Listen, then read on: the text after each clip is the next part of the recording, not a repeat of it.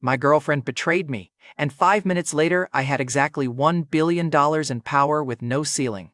I watched the deposit clear while Ronan York, the man she chose over me, was still laughing at my delivery shoes. Then I paid $700 for one command, and his rented supercar locked him inside. The alarm started screaming.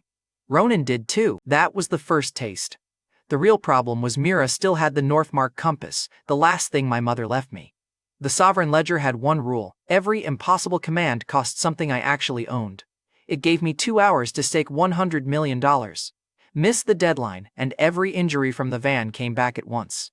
7 minutes earlier, I had been following fluorescent footprints through a parking garage because my hair kept disappearing from our bathroom brush. I was Levi Stanton, 27, delivery driver, professional carrier of cold noodles and other people's bad decisions.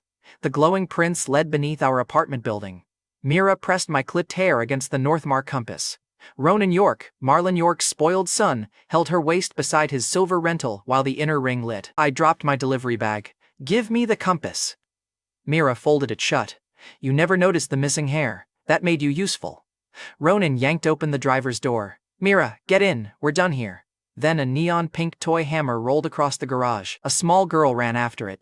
Ronan punched the accelerator to swing the rental between me and Mira. His rear tire clipped the loading cart. The cart knocked a wheel chalk away from a delivery van. The van rolled toward the girl. Winnie's driver shouted, "Winnie, stop!" I left Mira, reached Winnie, and shoved her behind a pillar. The van hit me across the hips, metal folded, my ribs followed. Winnie crawled toward me with boss hammer clutched against her chest. Winnie screamed, "Mom, he saved me!" Winnie's driver grabbed his phone. "Ms. Royce, get to the garage now." My heartbeat missed twice. A calm voice spoke inside my skull. "Sovereign ledger bound to Levi Stanton." My phone lit beside my hand. "Deposit received, $1 billion. The ledger offered one command: override, stabilize Levi Stanton's body. Price, $20,000. $20,000 vanished. My ribs moved back into place. Air hit both lungs. Feeling returned to my legs. I rolled the van's weight off my hip and sat up. Ronan's laughter died inside his car. Mira took one step backward. Good. Standing had become a public event. The ledger gave me a second function. Claim site shows one visible claim, defect, or condition at a time. I looked at the Northmark compass in Mira's hands. A pale line appeared across its face. Northmark compass. Existing claim, Eleanor Stanton. Override price, unavailable. My mother's name hit harder than the van. Mira shoved the compass into her bag. I held out my hand. "Give it back." Her eyes moved over my healed body. "Levi, listen. Paula said, the compass reacts to Stanton blood. You never made it do anything. So you harvested me in my sleep. You were wasting it." Mira glanced at Ronan's car. "Ronan has people who can fund whatever it opens." The wound stayed simple. Mira had helped steal the last thing my mother left me, then called me worthless beside it. I stepped toward her. "Compass." Mira backed toward Ronan's passenger door. "You deliver food in the rain. I got tired of pretending that was a future." Ronan climbed out, trying to recover the scene. "You got lucky." He moved between us and spread one hand across his chest. "Mira chose someone useful. You carry takeout, I carry a last name." I looked past him at the compass. "Your last name didn't stop the van." Ronan's smile twitched. "Security will remove you before you touch her."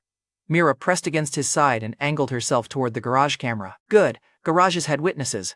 Ronan looked down at my scraped delivery shoes and laughed again. "There he is," Ronan announced. "Glass Harbor's richest-looking corpse." He still had time to stop. Ronan ducked back into the driver's seat and revved the engine. "This machine costs more than your whole life." Claim site flickered across the dashboard. The ledger marked a rental immobilizer linked to the car's own security system. I gave the command plainly: override the locks. Price, $700. Every door slammed shut. The windows turned opaque. The alarm detonated through the garage. Ronan grabbed the handle. It refused him. He hit the unlock switch. The car answered by tightening his seatbelt. That confidence lasted 3 seconds. Then Ronan started kicking the door like the rental company had insulted his bloodline. "Unlock this, delivery boy," Ronan barked through the glass. "I'll give you $5,000. I checked the $1 billion deposit again. "You're a little short. $50,000. Still embarrassing." Ronan's neck went red. He switched from money to family power because the first costume had failed. "My father owns half the contracts in Glass Harbor," he shouted. "Marlon York can erase you by breakfast." The ledger marked the rental's emergency release at $300. I left it untouched. Ronan had purchased enough attention. Mira rushed toward the passenger side. "Levi, open it." I held out my hand. "Compass first."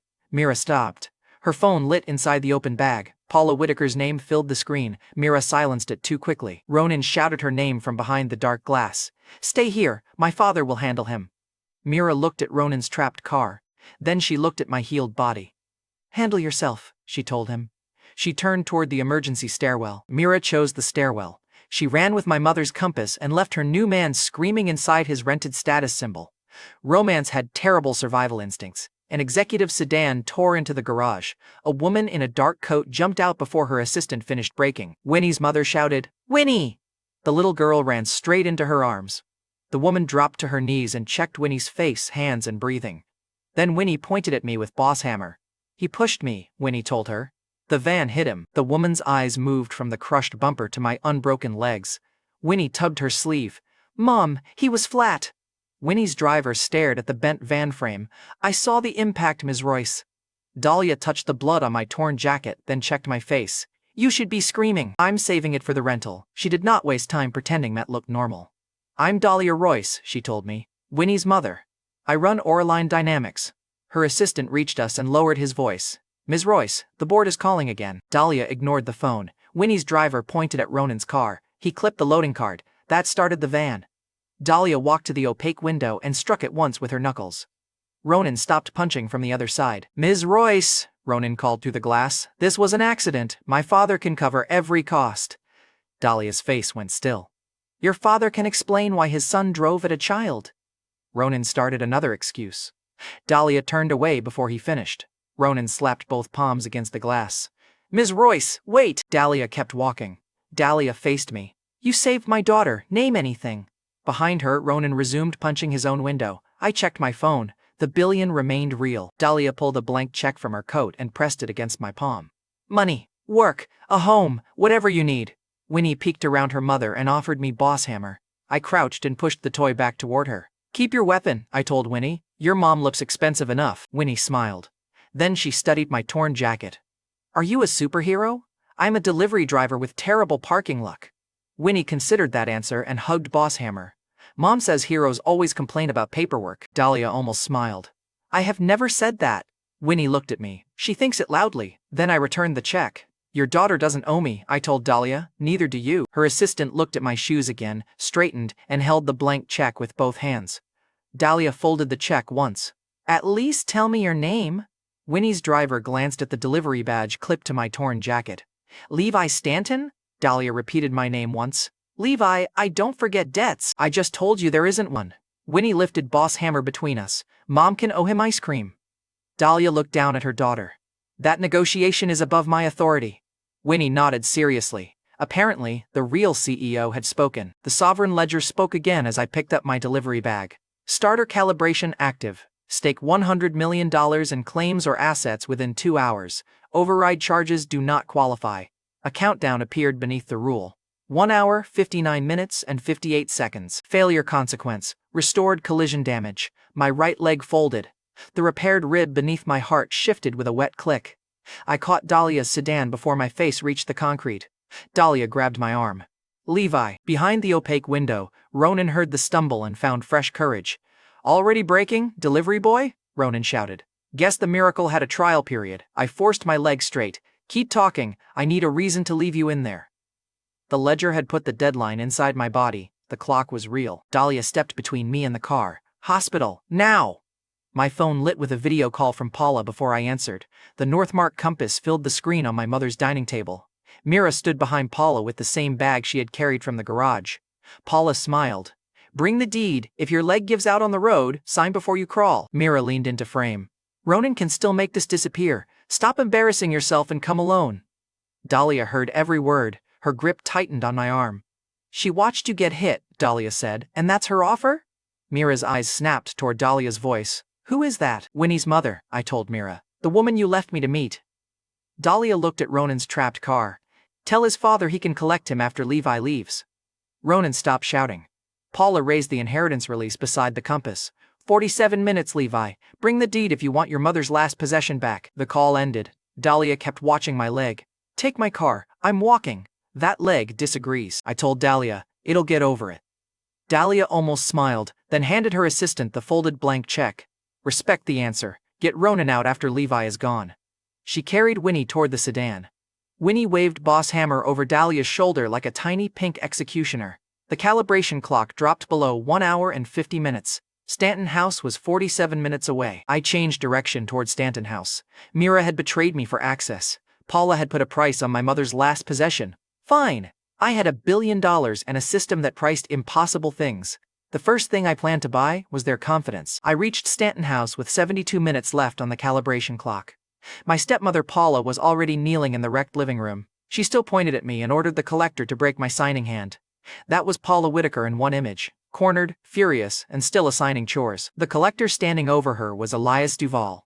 He held Paula's $42 million secured debt and 3 men who had already broken half the room. A cracked side table lay near his boots. My mother's reading chair was the only thing they had left untouched. The Northmark compass sat on the fireplace mantel behind Paula. Paula saw me looking at it and smiled. "Sign the inheritance release," she ordered. "Then pay Elias. I'll return your little keepsake." Elias turned toward me. He wore a charcoal coat, leather gloves, and the expression of a man who charged extra for screaming. "Levi Stanton," Elias said. "Your stepmother promised you'd cover her debt. She also promised my father she'd respect my mother's house." I looked around the wreckage. "Her promises have poor resale value." One of Elias's crew laughed. Paula snapped at him. "He's a delivery driver. Break his hand and take the signature." Elias lifted his right hand. Claim site marked one problem beneath his coat. A broken electrical rhythm flashed behind his sternum. The ledger offered a repair price and showed how close the next failure sat. I watched Elias's fingers tighten once against his chest. "Your heart skips every 7th beat when you get angry," I told him. "Tonight, it won't restart." Elias's hand stopped halfway to my wrist. His crew stopped laughing. Paula's smile sharpened. "Cheap trick." Elias stared at me. "Who told you?" "Your chest did." The youngest man and his crew scowled at my answer and swung a short baton at my head. I stepped inside the arc, caught his wrist, and drove my shoulder into his chest. He folded across Paula's expensive sofa and slid onto the floor. The baton landed beside him. I kicked it under the reading chair. "One attacker," I told Elias. "Your next one costs extra." Elias lowered his hand. "Everybody stay still." Paula surged to her feet. "You work for me tonight." Elias glanced at the broken furniture. "You stopped being my client when you stopped paying." Paula grabbed the inheritance release from the coffee table and shoved it against my chest. "Your mother left nothing except debt and that useless house," she hissed. "Sign, pay the $42 million, walk away." Behind her, 2 decorators had stacked my mother's framed patents beside the front door. She kicked one frame flat with her heel. "Everything here becomes useful after you stop pretending it loves you." I picked up the frame and set it on the reading chair. Elias checked his watch. 10 seconds, Levi. After that, I take collateral." The calibration clock pulsed behind my eyes. One repaired rib stabbed hard enough to bend my breath. Paula saw the flinch and smiled toward my right hand. "Start with the fingers, he's already folding." I straightened before she could enjoy the flinch. "Show me the amount," I told Elias. Paula slapped the release against my chest again. "Sign first." I let the page fall between us. "Your debt gets one decision," I told her. "You don't." I held the page without reading it. Elias turned his phone around. "Secured debt, $42 million. Claim site ran across the screen. One claim crack opened behind the number. "Collection option available. Price, $42 million. Control window, 72 hours.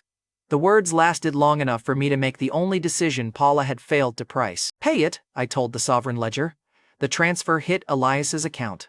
Paula stared at the confirmation. Then she laughed. She laughed hard enough to wipe tears from one eye. "You finally did one useful thing," Paula told me. "Now sign the release and get out of my house." I handed the paper back unsigned. Paula's laughter stopped. Elias removed a brass key from his coat. He placed it in my palm. "Mr. Stanton," Elias said, "you now hold the 72-hour collection option." Paula looked from the key to his face. Elias continued before she could breathe. "He bought my right to collect. You still owe $42 million. Her celebration had lived 12 seconds. Honestly, that was generous. I turned the Stanton House key once between my fingers. "Paula, you have 72 hours to leave." She slapped the inheritance release onto the table. "You can't throw me out." Paula rushed to the wall panel and pressed her thumb against the house lock. The screen rejected her. She tried again, harder, as if anger improved fingerprints. The front door unlocked behind me. I pointed toward it. Elias moved first. He stepped beside the door and opened it for her. The rest of his crew changed posture with him. Paula ripped a diamond bracelet from her wrist and held it toward the nearest crewman. 10,000, put him outside." The crewman looked at Elias.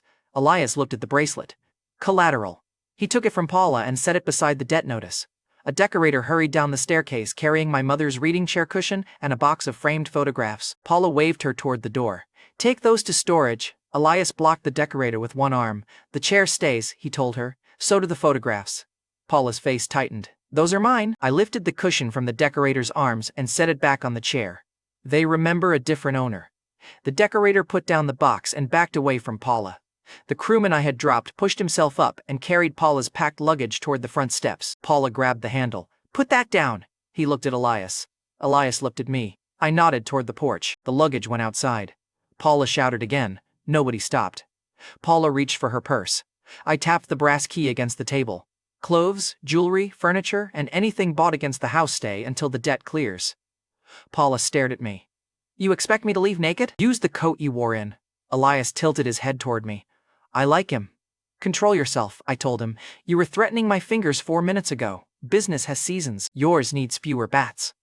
Elias looked at the man still draped over the sofa. Fair note. Paula grabbed the Northmark compass from the mantel. Her voice dropped. Mira used your hair because the compass answers blood. I can tell you what she was trying to open. I held out my hand. Then tell me. Paula held out hers. Give me back the key. Paula had lost the house and immediately tried selling me my own secret. Greed had cardio. I kept my palm open. Compass. Paula raised it over the marble hearth. If I can't own this, neither can you. Stepped forward. Paula slammed it down. Every light in Stanton House went black before the compass touched stone. The chandeliers died. The hall lamps died. Even the phones in the room lost their screens. A thin white ring opened across the compass. My mother's recorded voice filled the dark living room. Voluntary claims only. Paula dropped the compass. I caught it before it hit the floor. The emergency lights came back one by one. The front door stood open. Every interior lock had released during the blackout. Paula went pale and backed away from the object she had been willing to destroy. Elias looked at the compass. Your mother put a voice lock in a brass compass? I heard the same thing you did. That answered one question and made the rest more expensive. The sovereign ledger marked the compass again. Existing claim, Eleanor Stanton. Override price, unavailable. My mother had built a door the $1 billion could not buy. Paula pointed at Elias. Take it from him. Elias rubbed his chest. The broken rhythm hit again. His knees softened for half a second. I caught his arm before he fell. The ledger offered the repair it had shown me earlier. Override, stabilize cardiac conduction. Price, $120,000. I looked at Elias. This fixes the electrical failure. You choose whether I pay. His eyes narrowed. What do you want in return? Drive me to Crown Wine Galleria. Keep Paula here until I leave. Elias glanced toward the open front door, then at Paula. Cheap, he decided. Your heart disagrees. Elias extended his hand. Pay. $120,000 left my account. His body jerked once, then the pressure left his face. Elias pressed 2 fingers beneath his jaw. He waited for the familiar skip. It never came. The crew member on the sofa sat up and stared at him. Another crewman checked the time. Boss, that episode always hits by now.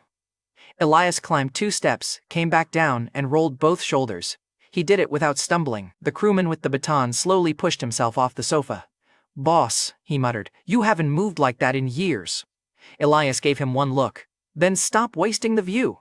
Elias buttoned his coat. I collect for people who honor a price. He faced me. Until you give me a reason to quit, I work for you. Elias pointed at Paula. Should I collect interest? Paula stepped backward. Use receipts, I told him. I just met you. Elias looked disappointed. You're going to make this job respectable. Give it time. Paula snatched her phone from the table and hit the speaker button. Mira answered on the second ring. Did he sign? Paula shouted so loudly the crew heard every word. He bought the debt. He has the compass. Get Ronan to Crown Line now. Mira's voice tightened. Ronan already booked the private watch floor. He says Levi can't afford one item inside. I stepped closer to the phone. Mira, bring the same confidence you had in the garage. Silence held for one beat. Then Mira forced a laugh. Bring your delivery bag. Crown Line loves charity theater. Paula saw me listening and ended the call. Too late. The Crown Line plan had just announced itself on speakerphone. Elias took the Stanton House front door key from Paula's shaking hand and gave it to me. Then he opened the door for me like he had always worked there. Paula tried one last command. Elias, stop him. Elias held the door wider. Your account no longer supports that tone. Beautiful. I walked outside with the compass under my jacket and both hands intact. Elias followed, then opened the passenger door of his car. Crown Line is close, he told me. I can make it closer. I prefer arriving alive. New management is picky. The car was moving before Paula found another order to shout. As we turned beneath Crownline Galleria's glass entrance, the sovereign ledger updated beside my vision. Qualifying stake, $42 million. Remaining, $58 million. Time remaining, 1 hour, 8 minutes and 14 seconds. A silver supercar fishtailed across the drop-off lane. Someone had cut Ronan out after I left the garage. He had returned in the same rental with a replaced window and 0 lessons learned. The clock showed 68 minutes. Ronan stepped out, straightened the silk tie and blocked the entrance with his body. Mira slid her arm through his. Ronan looked at my delivery shoes and grinned. He had found another public place to be wrong. Ronan blocked Crownline Galleria with the same rented supercar I had locked an hour earlier. Someone had replaced the window. Nobody had replaced his judgment. He stepped into my path and pulled his silk tie straight.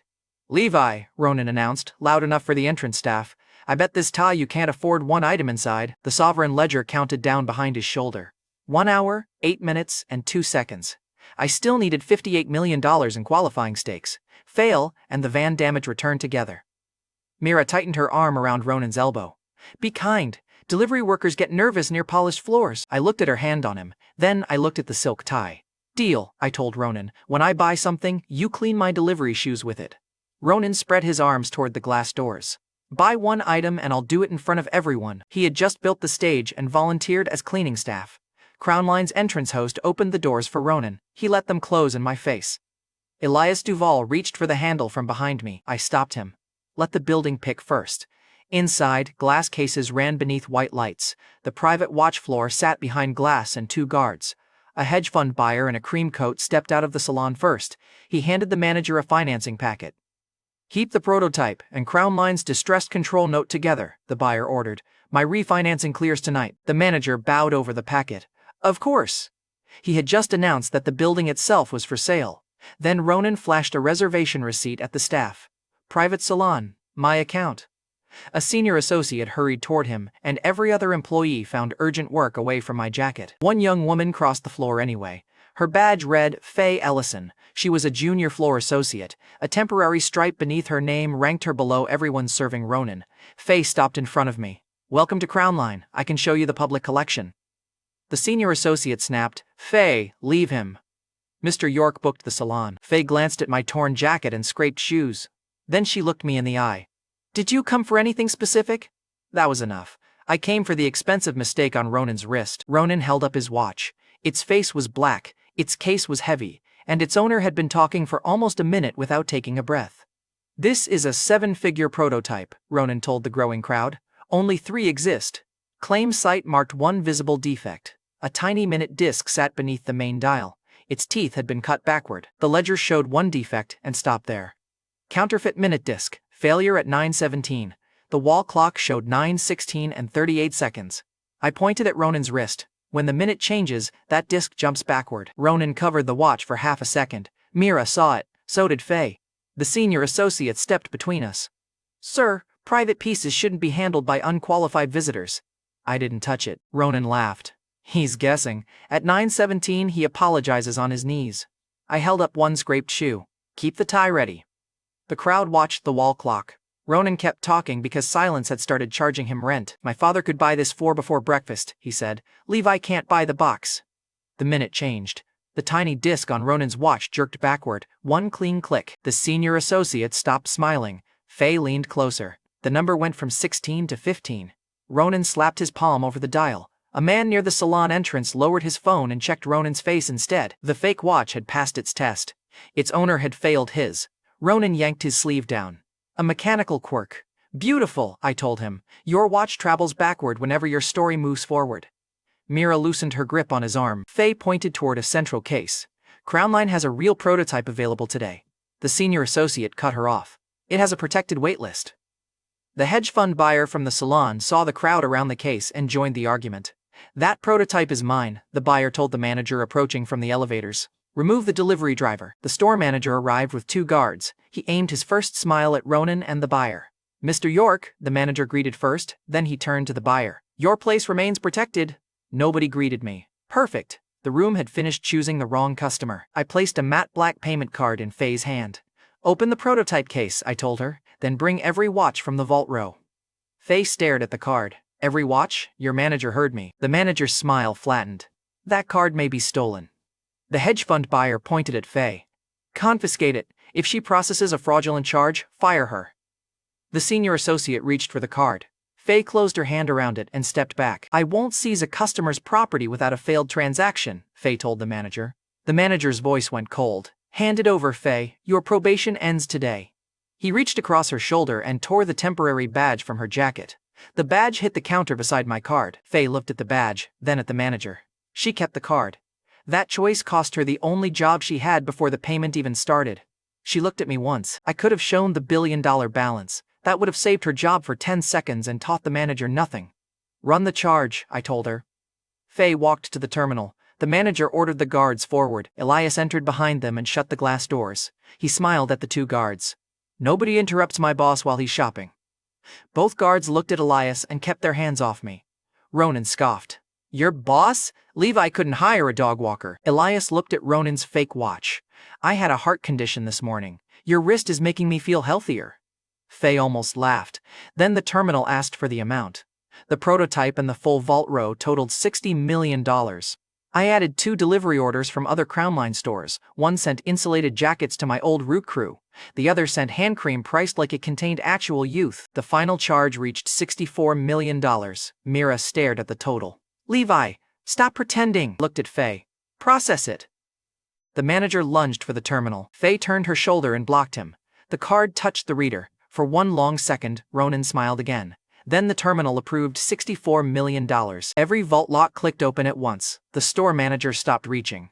Beside him, the senior associate took one step away from Ronan. The hedge fund buyer tugged at his collar and stopped talking. Faye's terminal printed the receipt. She looked at the commission line and forgot how to blink. $640,000, Faye whispered. The manager found a new voice. Mr. Stanton, sir, we can arrange private delivery. I pointed at Faye. She arranged it. The manager turned toward her. Faye, excellent work. 30 seconds earlier he had fired her. Status moves fast when the receipt is faster. The sovereign ledger updated. Calibration complete. Qualifying stake, $106 million. Stake return, $100 million. Override ceiling increased. The pain waiting inside my ribs disappeared. A real result. A higher ceiling. One arrogant room suddenly speaking softer. The hedge fund buyer stepped between Faye and the open vault. My waitlist still stands, he insisted. Reverse the prototype. Faye laid the receipt on the counter. The prototype belongs to Mr. Stanton. The buyer turned to me. Name your price. $4 million above list, I told him. Pay now. He hated the number. He hated the crowd more. The payment cleared. Faye handed him the prototype, and I sent the full premium to her. Her phone buzzed once. She sat on the display bench before her knees made the decision for her. The manager whispered, "That bonus requires approval. It just received mine." Before he could build another objection, 3 delivery vans rolled beneath Crown Line's glass canopy. My old route crew climbed out wearing stained uniforms and expressions usually reserved for free food. The lead driver held up an insulated jacket with a Crown Line tag hanging from the sleeve. "Levi, this thing costs more than my first car." Another coworker carried 2 cases of hand cream. "This better contain actual youth." "It doesn't," I told him. "Use it before touching customer food." The crew laughed and started unloading. One van stopped across Ronan's rental because he had left it in the loading lane. Boxes of jackets filled the space behind it. Ronan pushed toward the doors. "Move that van." The lead driver checked the rental, then Ronan's fake watch. "We're unloading for a paying customer." Faye raised the receipt. "Curbside delivery is part of the transaction." Ronan looked at the blocked car and finally understood that my shopping had trapped him twice. A coworker recognized Mira beside the vault. He had seen her waiting outside our depot and laughing at our uniforms. "Still allergic to delivery jackets?" he asked her. Mira's face tightened. "I never said that." 3 drivers looked at her together. She had said worse. Her memory had simply become expensive. The lead driver pulled one jacket from the stack and draped it over Faye's shoulders. "Who sold him all this?" I pointed at Faye. The route crew cheered her name loud enough for the senior associate to hear it from the back office. Faye gripped the jacket closed over her torn temporary badge. The manager stopped looking at the badge entirely. One driver lifted a jacket beside Ronan's silk tie. "Levi bought these for people who work." "What did you buy, Mira?" Ronan looked at his counterfeit watch. Mira looked at the open vault. His answer died before he chose a number. Faye handed the driver a loading pass. Ronan's rental stayed trapped behind the people he had mocked. Mira found her soft voice after the cheering ended. "Levi, I knew you could become more than a delivery driver." Ronan grabbed her wrist. "Mira, what are you doing?" She pulled free. "You told me his card would fail." There it was, love, reduced to transaction speed. Mira reached for my sleeve. The garage was a test. I needed to see whether you would fight for us. I moved my arm before she touched me. You clipped my hair while I slept. Paula said the compass could change everything. And you changed men first. Mira looked at the workers she used to mock, the jacket around Faye, and the rental buried behind boxes. I made a mistake. No, you made a choice. The mistake was expecting a refund. Ronan's face twisted. She's with me. Mira looked at his counterfeit watch and stayed silent. He was cooked. His own girlfriend had put him on hold. I turned claim site toward Crown Line's ownership plaque. A distressed control note appeared beside the building's name. Its price matched the returned calibration stake. I paid. The store manager's phone buzzed. Then every staff device on the floor buzzed with it. The manager read the update twice. His shoulders changed before his words did. He removed a black owner key from his jacket and placed it on the counter in front of me. Mr. Stanton, the manager said, Crown Line Galleria recognizes you as controlling owner. The room understood before Ronan did. At the entrance, the host opened both glass doors and waited for my instruction. The guards turned away from Elias and faced Ronan. Faye stood up from the bench. I picked up the owner key and handed it to her. Owner liaison, I told Faye. Start now. The manager blinked. She's a junior associate. She was the only associate who served the owner. Faye closed her fingers around the key. Her temporary badge suddenly looked hilarious. The senior associate who had ordered her away moved to Faye's side and asked which cases to close. 2 guards waited for her answer. Faye pointed toward the vault. Protect the sold inventory. Leave the entrance clear. The staff moved. Ronan back toward the private salon. My father does business here. I raised 1 scraped delivery shoe. Your tie.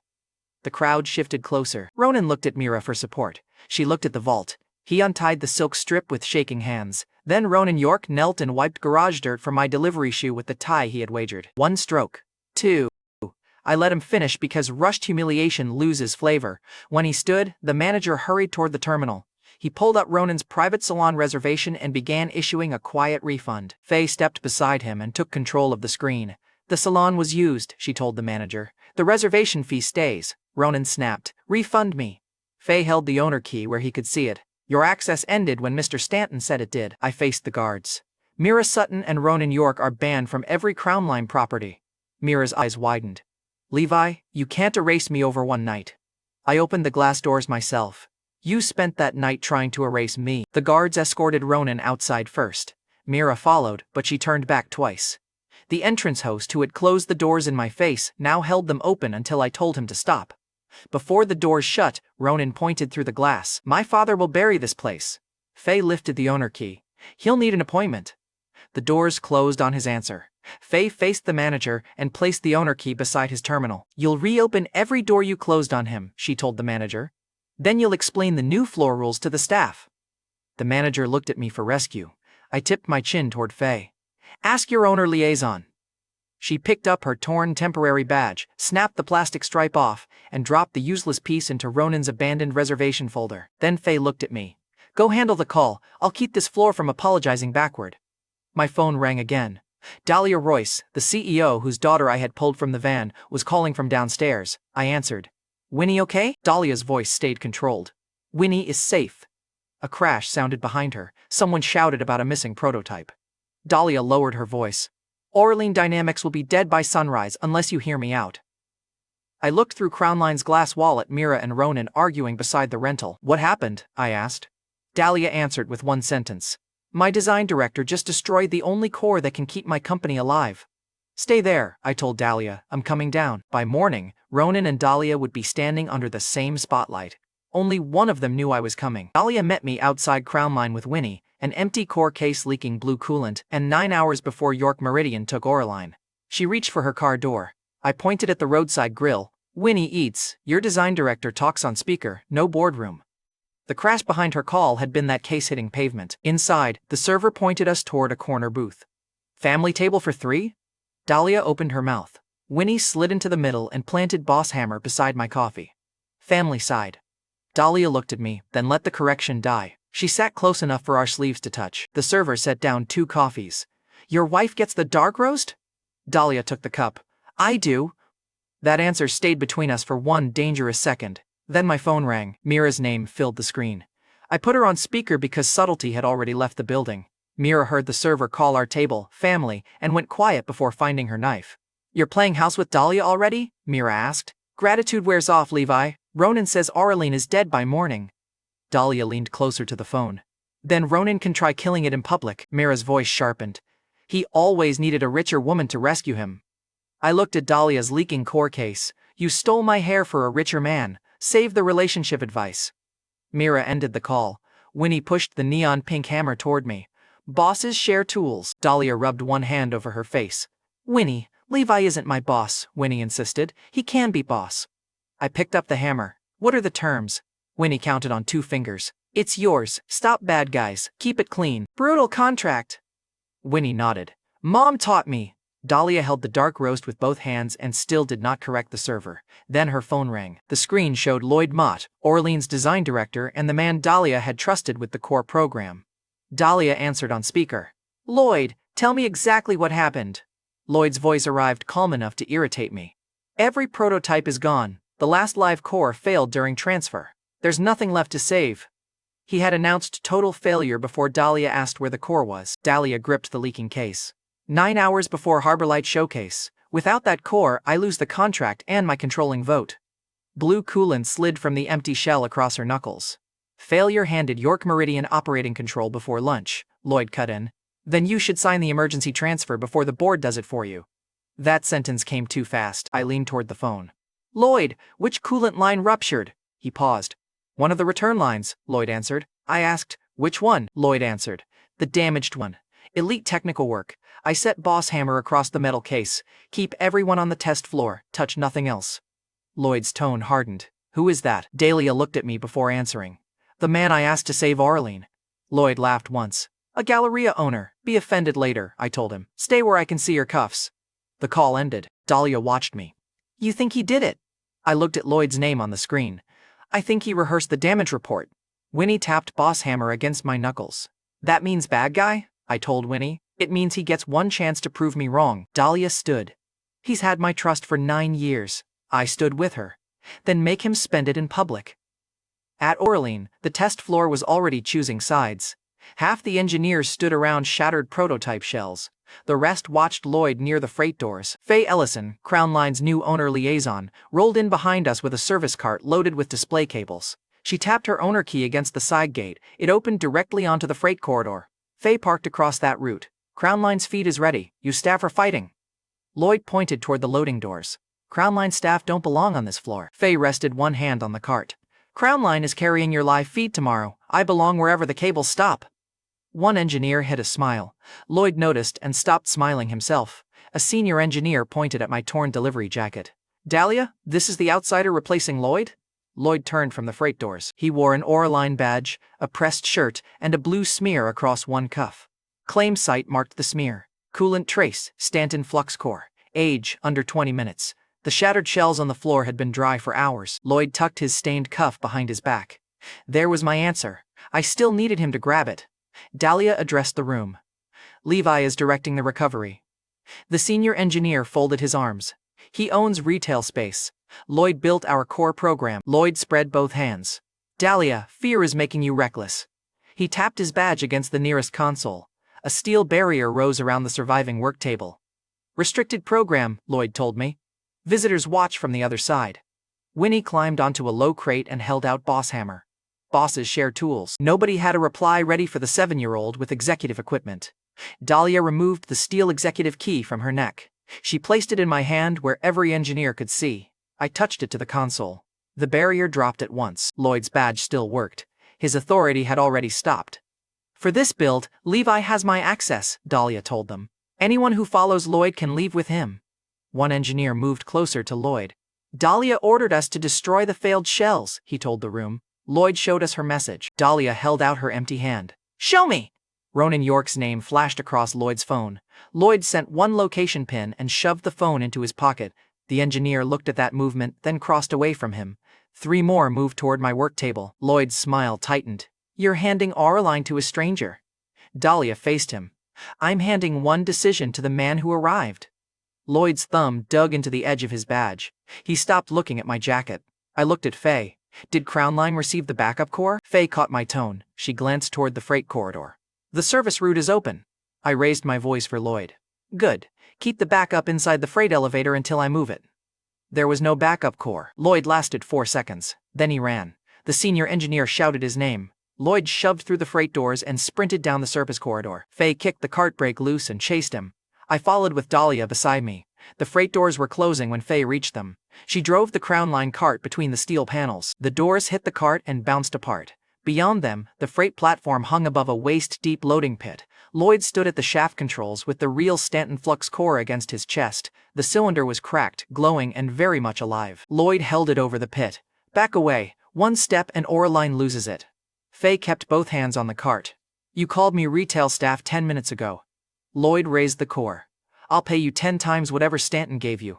Faye looked at the cylinder. He paid me for protecting a customer. You want me to crush his core? Lloyd's mouth tightened. He dropped the core into the pit and slammed the platform switch. Faye locked both hands around the cart.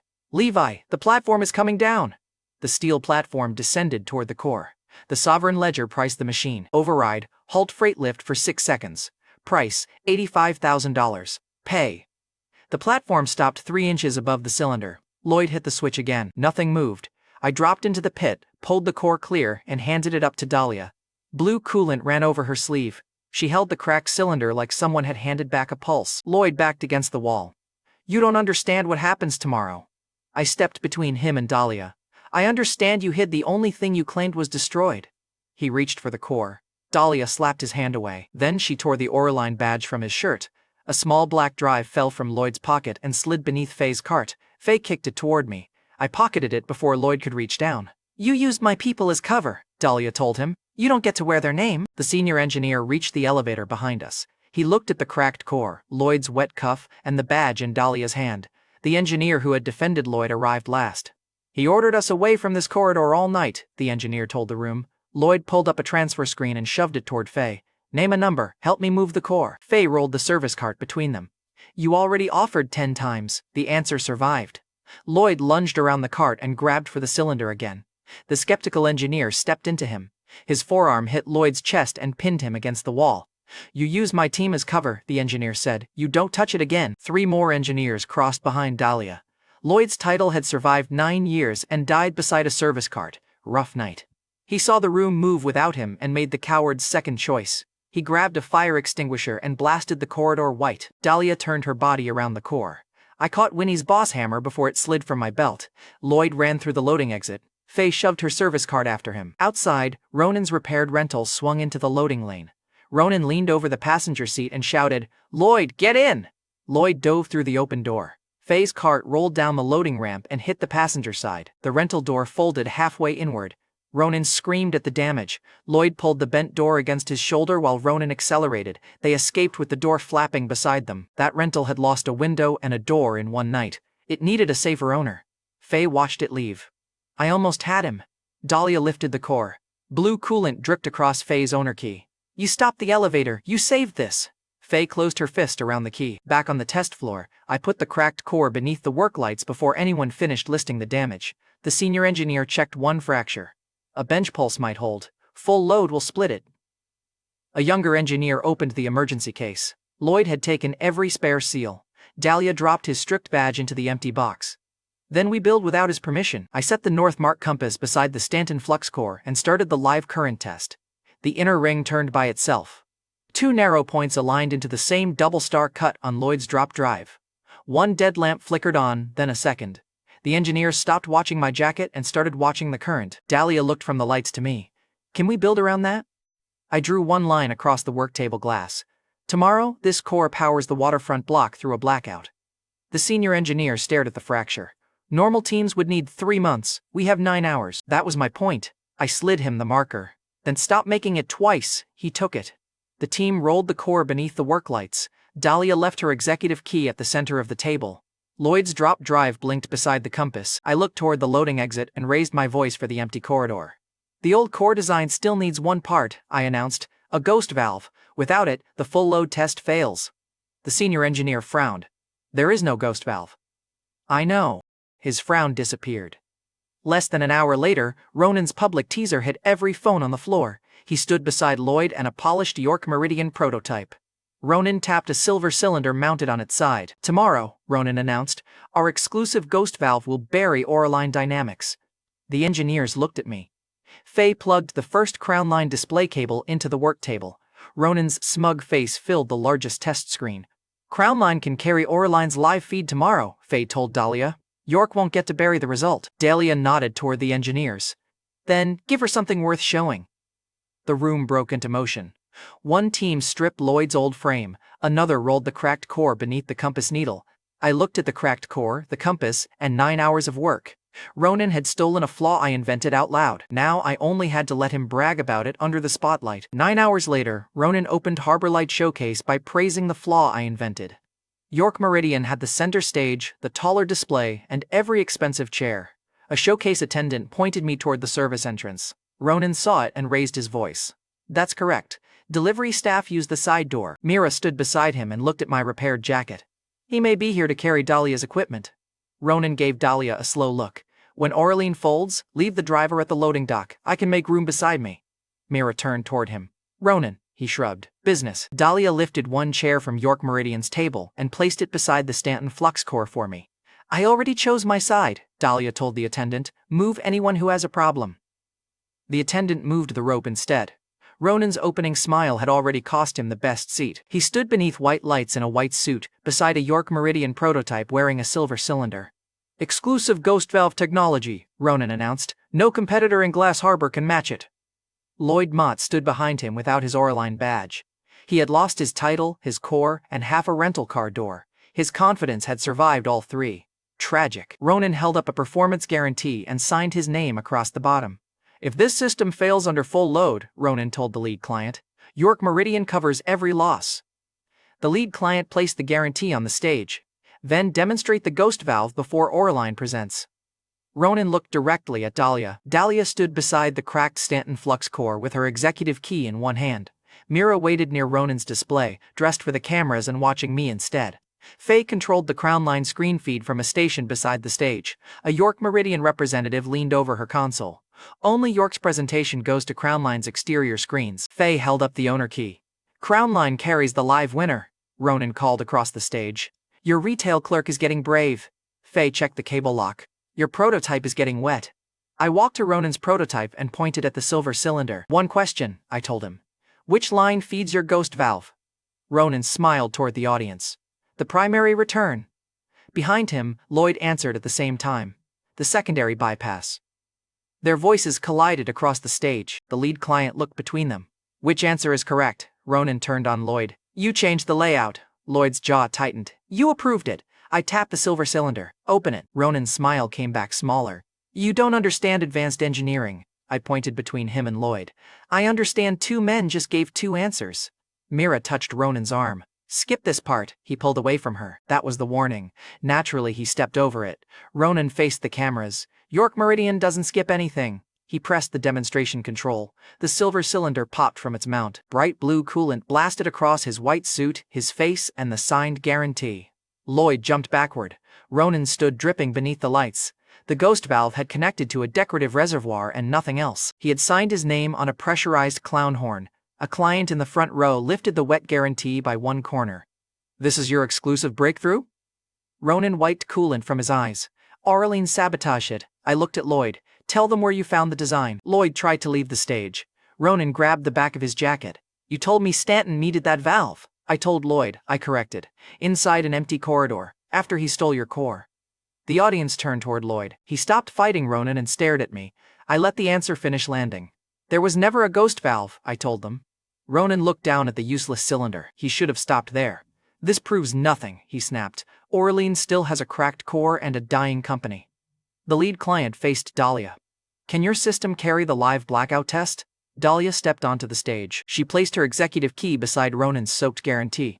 The Harbor Light grid will power this venue and the waterfront block for 90 seconds, Dahlia declared. If it drops once, my controlling shares leave my hands. Oraline's engineers straightened behind the core. Two client teams moved closer to the test meters. Mira looked at Dahlia's key, then at my face. The lead client raised one hand. Full blackout, 90 seconds, one failure ends Oraline's bid. The rule was brutal enough to be useful. Ronan laughed through blue coolant. Do it. Then Ronan flicked 2 fingers at the York Meridian representative. The man left Faye's console and slipped behind the venue's power curtain. Dahlia looked at me. Ready? I looked at the core's fracture. Claim's site marked the weak point. Stanton flux core, stability under full load, 11 seconds. The sovereign ledger offered one local command. Override, hold existing fracture for 90 seconds. Price, $2,400,000. I kept my hand near the Northmark compass. Pay. The price left my account. The cracks stopped spreading. That bought the core time. Orleans' team still had to earn the lights. The lead client reached for the blackout switch. 7 seconds early, the venue died. His hand still hovered above the test switch. He had not touched it. Every display went black. The waterfront outside vanished with it. Someone had cut more than the test circuit. Emergency lights failed. Exit signs died. Even Ronan stopped talking. A suspended display frame lost its brake above the front row. A stagehand shouted as the frame dropped toward him. Dahlia left the core, grabbed the stagehand by his jacket and pulled him across the floor. The frame smashed where his head had been. She shoved him toward the aisle. Clear the row. Then Dahlia returned to the dead grid before anyone could thank her. Her voice came clean through the dark. Orlean team, positions. The engineers moved by memory. Faye's station died. She grabbed the owner key and ran toward the manual feed cabinet where the York Meridian representative had disappeared. I pressed the Northmark compass against the Stanton flux core. Its inner ring turned. The double-star pattern from Lloyd's drive aligned across the metal. The compass needle locked north, then swung toward the waterfront cables. Orlean's senior engineer shouted from the dark. Alignment is holding. Dahlia drove her executive key into the grid control. Levi, Dahlia called, give me the core. I rolled the cracked cylinder into its cradle. The first power line hit, then the cracked core screamed. Claim site marked a second load pulling against Orlean. York Meridian's soaked prototype was still connected to the main bus. It was feeding power backward through the dead display. I pointed across the dark stage. Disconnect Ronan's system. Ronan blocked the cable cabinet with both arms. Touch our equipment and I sue everyone here. Dahlia stepped through the coolant around his shoes. She pulled the main cable herself. Ronan grabbed for it, slipped on his own blue puddle, and landed against the signed guarantee. Dahlia carried the cable back to Orlean. Send the lawsuit after the lights. The core steadied. The stage lights came back. Then the venue ceiling lit. Outside, one waterfront building woke from top to bottom. A second building followed. Street lamps returned along the harbor. The harbor light grid carried the entire block. The countdown started at 90. Ronan stared through the glass wall at buildings powered by the company he had called dead. At 72 seconds, his smile disappeared. At 49, Lloyd tried to step off stage. Ronan caught his sleeve again. At 31, 3 client teams picked up their folders from York Meridian's table. They crossed the aisle and placed those folders beside Dahlia. Their folders reached Dahlia before the contract screen updated. At 20 seconds, Faye reached the manual cabinet. The York Meridian representative had one hand on the venue cutoff and the other on Crown Mine's feedlock. Faye slapped his hand away with the owner key. You wanted the live winner. She reset the feed. Every exterior screen on Crown Mine Galleria flashed back to life across the harbor. The representative saw Ronan on every screen and backed away from the cabinet. Glass Harbor could now watch Ronan drip coolant beside a working city block. The clock hit 0. Orlean's cracked core held. First to move, the lead client left York Meridian's side. He unplugged its dead presentation screen and used the outlet for Orlean's live meter. 2 other clients followed him. Their assistants carried the chairs. Ronan watched his audience physically relocate. The lead client picked up Dahlia's executive key and returned it to her. Harbor Light stays with Orlean, the client told her. Dahlia closed her hand around the key. Orlean's engineers crossed behind her and stood between Lloyd and the core. Ronan looked toward his own client table. Only wet paperwork remained. He grabbed the microphone. Nobody leaves until York Meridian explains the sabotage. The lead client unplugged the microphone from his hand. You already explained your system. Ronan kept holding the dead microphone while the clients finished moving. Cameras rushed toward the stage. Mira moved first. She stepped away from Ronan and tried to slide beside me before the reporters arrived. Levi, Mira whispered, we should explain our history before they invent something. She reached for my arm. Dahlia caught the front of my repaired jacket and pulled me against her side before Mira touched me. He's with Orlean, Dahlia told the cameras. Then she looked straight at Mira. And he's with me. Let Dahlia keep me there. Mira heard both sentences. Dahlia faced the cameras. This is Levi Stanton. He saved my daughter. Tonight, he saved Orlean Dynamics. One reporter aimed a microphone at me. Mr. Stanton, what's your position at Orlean? Dahlia answered before I could. The useful one. A second reporter asked whether I owned the company. I pointed at Dahlia's key. She does. Dahlia's fingers tightened around mine. She kept the key and the company. The cameras caught both. Mira's hand stopped in the air. She looked at Dahlia's key, then at our joined hands, and backed toward Ronan. He looked at her, then at our joined hands. The coolant on his suit had finally found competition. Ronan's phone rang. He answered on speaker. Terrible choice. Marlon York, Ronan's father and the chairman of York Meridian, filled the stage through the phone. What happened to my clients? Marlon demanded. Ronan looked at the folders beside Dahlia. Orline cheated. Marlon's voice sharpened. You signed the guarantee. Ronan pointed at Lloyd. He gave me the design. Lloyd shouted toward the phone. Ronan insisted on demonstrating it. Ronan shoved him away from the speaker. You said Stanton needed it. Ronan blamed Lloyd. Lloyd blamed Ronan. Marlon heard both. Lloyd tried to pull free again. Ronan tightened his fist in Lloyd's jacket. Marlon heard the struggle. Fix this tonight. I don't care what it costs. The call ended. Ronan stared at me across the lit stage. My father owns the people who handle problems like you. I squeezed Dahlia's hand once, then released it. Your father should review his warranties. The lead client turned away from Ronan before he answered. Outside, the crowd around Crown Line screens kept growing. Faye appeared on one screen long enough to lift the owner key. Then she switched the feed back to Orlean's power output. Dahlia leaned toward me. You knew the valve was fake. I looked at the soaked prototype. I knew Ronan would advertise it. Dahlia tapped her executive key against my hand. You bet my company on his ego. I closed her fingers around the key. You placed it. Dahlia looked at the lights she still owned. Good answer. Winnie's boss hammer rested inside my jacket. The lights held. The client stayed beside Dahlia. Then I reached my car. A red targeting dot appeared on the windshield. It moved across the glass and stopped over my reflection. Dahlia saw it and reached for my sleeve. I moved her behind the concrete pillar before she could argue. The dot vanished. A black contract card sat beneath the windshield wiper. The same double-star seal from Lloyd's Drive had been pressed into its corner. Inside my coat, the Northmark compass clicked once. On the card's front, an abandoned freight garage waited at midnight. I turned the card over. One line had been printed across the back. Marlon York paid for silence. We collect tonight. The ironclad card gave me a freight garage and a midnight collection time. Dahlia wanted to send Orlean guards. I put Winnie into Dahlia's car and handed her the cracked core instead. Dahlia closed the door, then faced me beneath the Harbor Light lights she still owned. You're walking into an ambush, she told me. They left a business card. I'd hate to insult their marketing.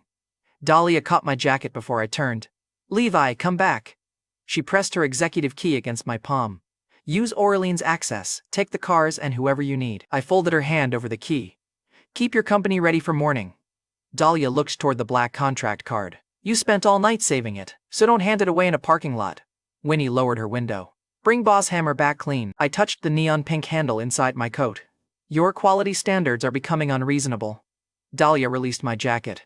I mean it. I nodded once. Heard you. That was enough softness for a parking lot with a sniper invitation. I sent Elias one message before leaving. I texted, bring the ugliest vehicle you can find, wait for gunfire. He replied with a towhook photograph and no explanation. The abandoned freight garage had 3 exits, 18 armed operators and 1 rifle above the lights. The doors locked after I entered. Steel shutters dropped over 2 windows. Red aiming dots covered every open path except the center floor. They wanted me standing beneath the catwalk. I walked there on purpose. Ironclad security had prepared for a frightened billionaire. They got a delivery driver who had already been hit by heavier machinery. A man stepped onto the upper catwalk. Tobias Winslow was Ironclad's field commander. His operators watched his hands before they watched mine. Marlon York paid for a live capture, Tobias called down. Hands visible, Mr. Stanton. Another man left the shadow beside an armored van. Cedric Loomis, Ironclad's strike lieutenant, wore a command patch and the smile of someone who enjoyed kneeling people. Cedric pointed at the concrete. On your knees, Tobias can keep the bonus if you arrive conscious. He slapped the armored van. Marlon releases 6 months of frozen pay when Stanton is chained inside. Anyone who hesitates can enjoy another unpaid month. Several operators looked at Tobias instead of me. Tobias kept his voice level. The order is live capture, no shots unless he moves. Cedric glanced toward the sniper. Breathing is a wide category. 2 operators looked at Tobias. He gave them a small hold signal. Cedric saw that too. I looked up at the dark rifle barrel. The Sovereign Ledger gave me the rule before the first shot. Combat expenditure warning, each $100 million burned broadcasts 1 claim signature. Under my jacket, the Northmark compass clicked. No receiver appeared in the warning. I raised both hands. Does the live capture order include broken pride? Cedric noticed the pink handle inside my coat.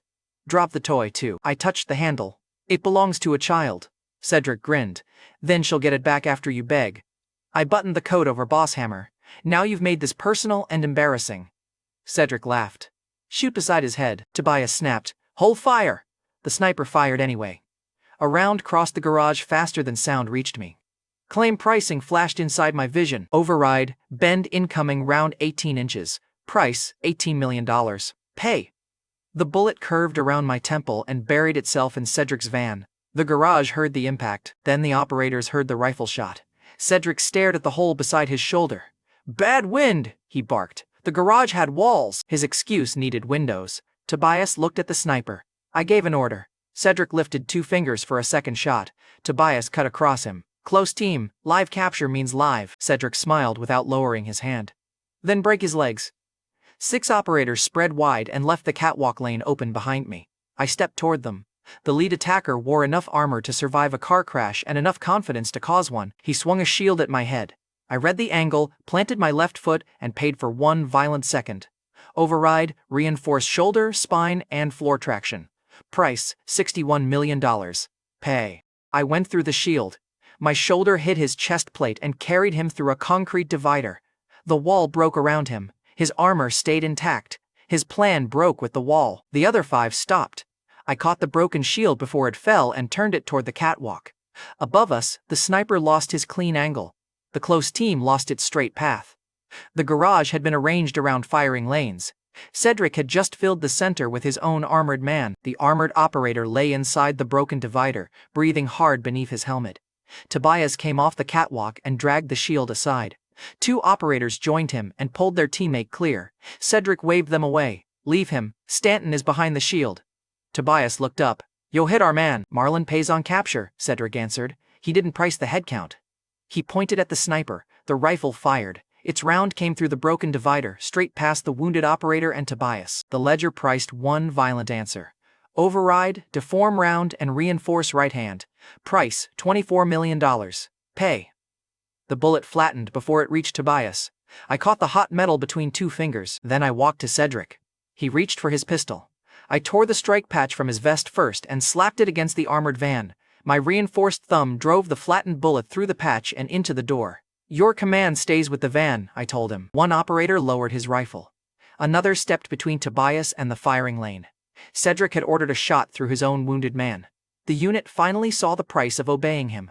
The ledger burned past $100 million in combat spending. Claim signature broadcast, 1. The compass needle spun against my ribs. A distant response pressed through the system and vanished before ClaimSite could price it. Something had heard me. Tobias raised 1 fist. All teams hold. This time, every operator obeyed him. Tobias met me beside the contract table and checked the operator Cedric had used as cover. The man raised 1 hand before Tobias faced me. You should have taken the surrender, Tobias said. I answered, you should have taken a better client. Cedric shouted from behind us. Stop talking and put him down. Tobias ignored him. A black contract chip sat beside Ironclad's live order. ClaimSite marked the control buried under Marlin's failed loan. Ironclad security controlling claim. Price, $240 million. Frozen unit pay attached. Pay! 1 payment tone crossed the garage. Every Ironclad phone buzzed. 6 months of frozen pay cleared while Tobias still knelt beside the operator Cedric had used as cover. 1 operator checked his balance and stepped behind Tobias. Another removed his helmet. My housing payment cleared. 3 more weapons lowered. Cedric stared at the cancelled order. A payment screen doesn't command soldiers. Correct, I told him. The chip changed legal control. Tobias had already changed the room. I looked at him. You do. Cedric ripped the command patch from Tobias's shoulder. You take orders from me, Cedric snarled. Make him kneel. Tobias held out his hand for the patch. Stand down, Cedric. Cedric aimed the pistol at me. Then he shifted it toward Tobias. 3 operators stepped behind Tobias. The sniper's barrel lifted off me. Cedric fired. Tobias struck his wrist aside. The bullet tore through the loose command patch instead of Tobias's chest. Tobias drove his elbow into Cedric's jaw and took the pistol. The operators behind him turned their rifles toward Cedric. The sniper above us removed his magazine and set the rifle on the catwalk.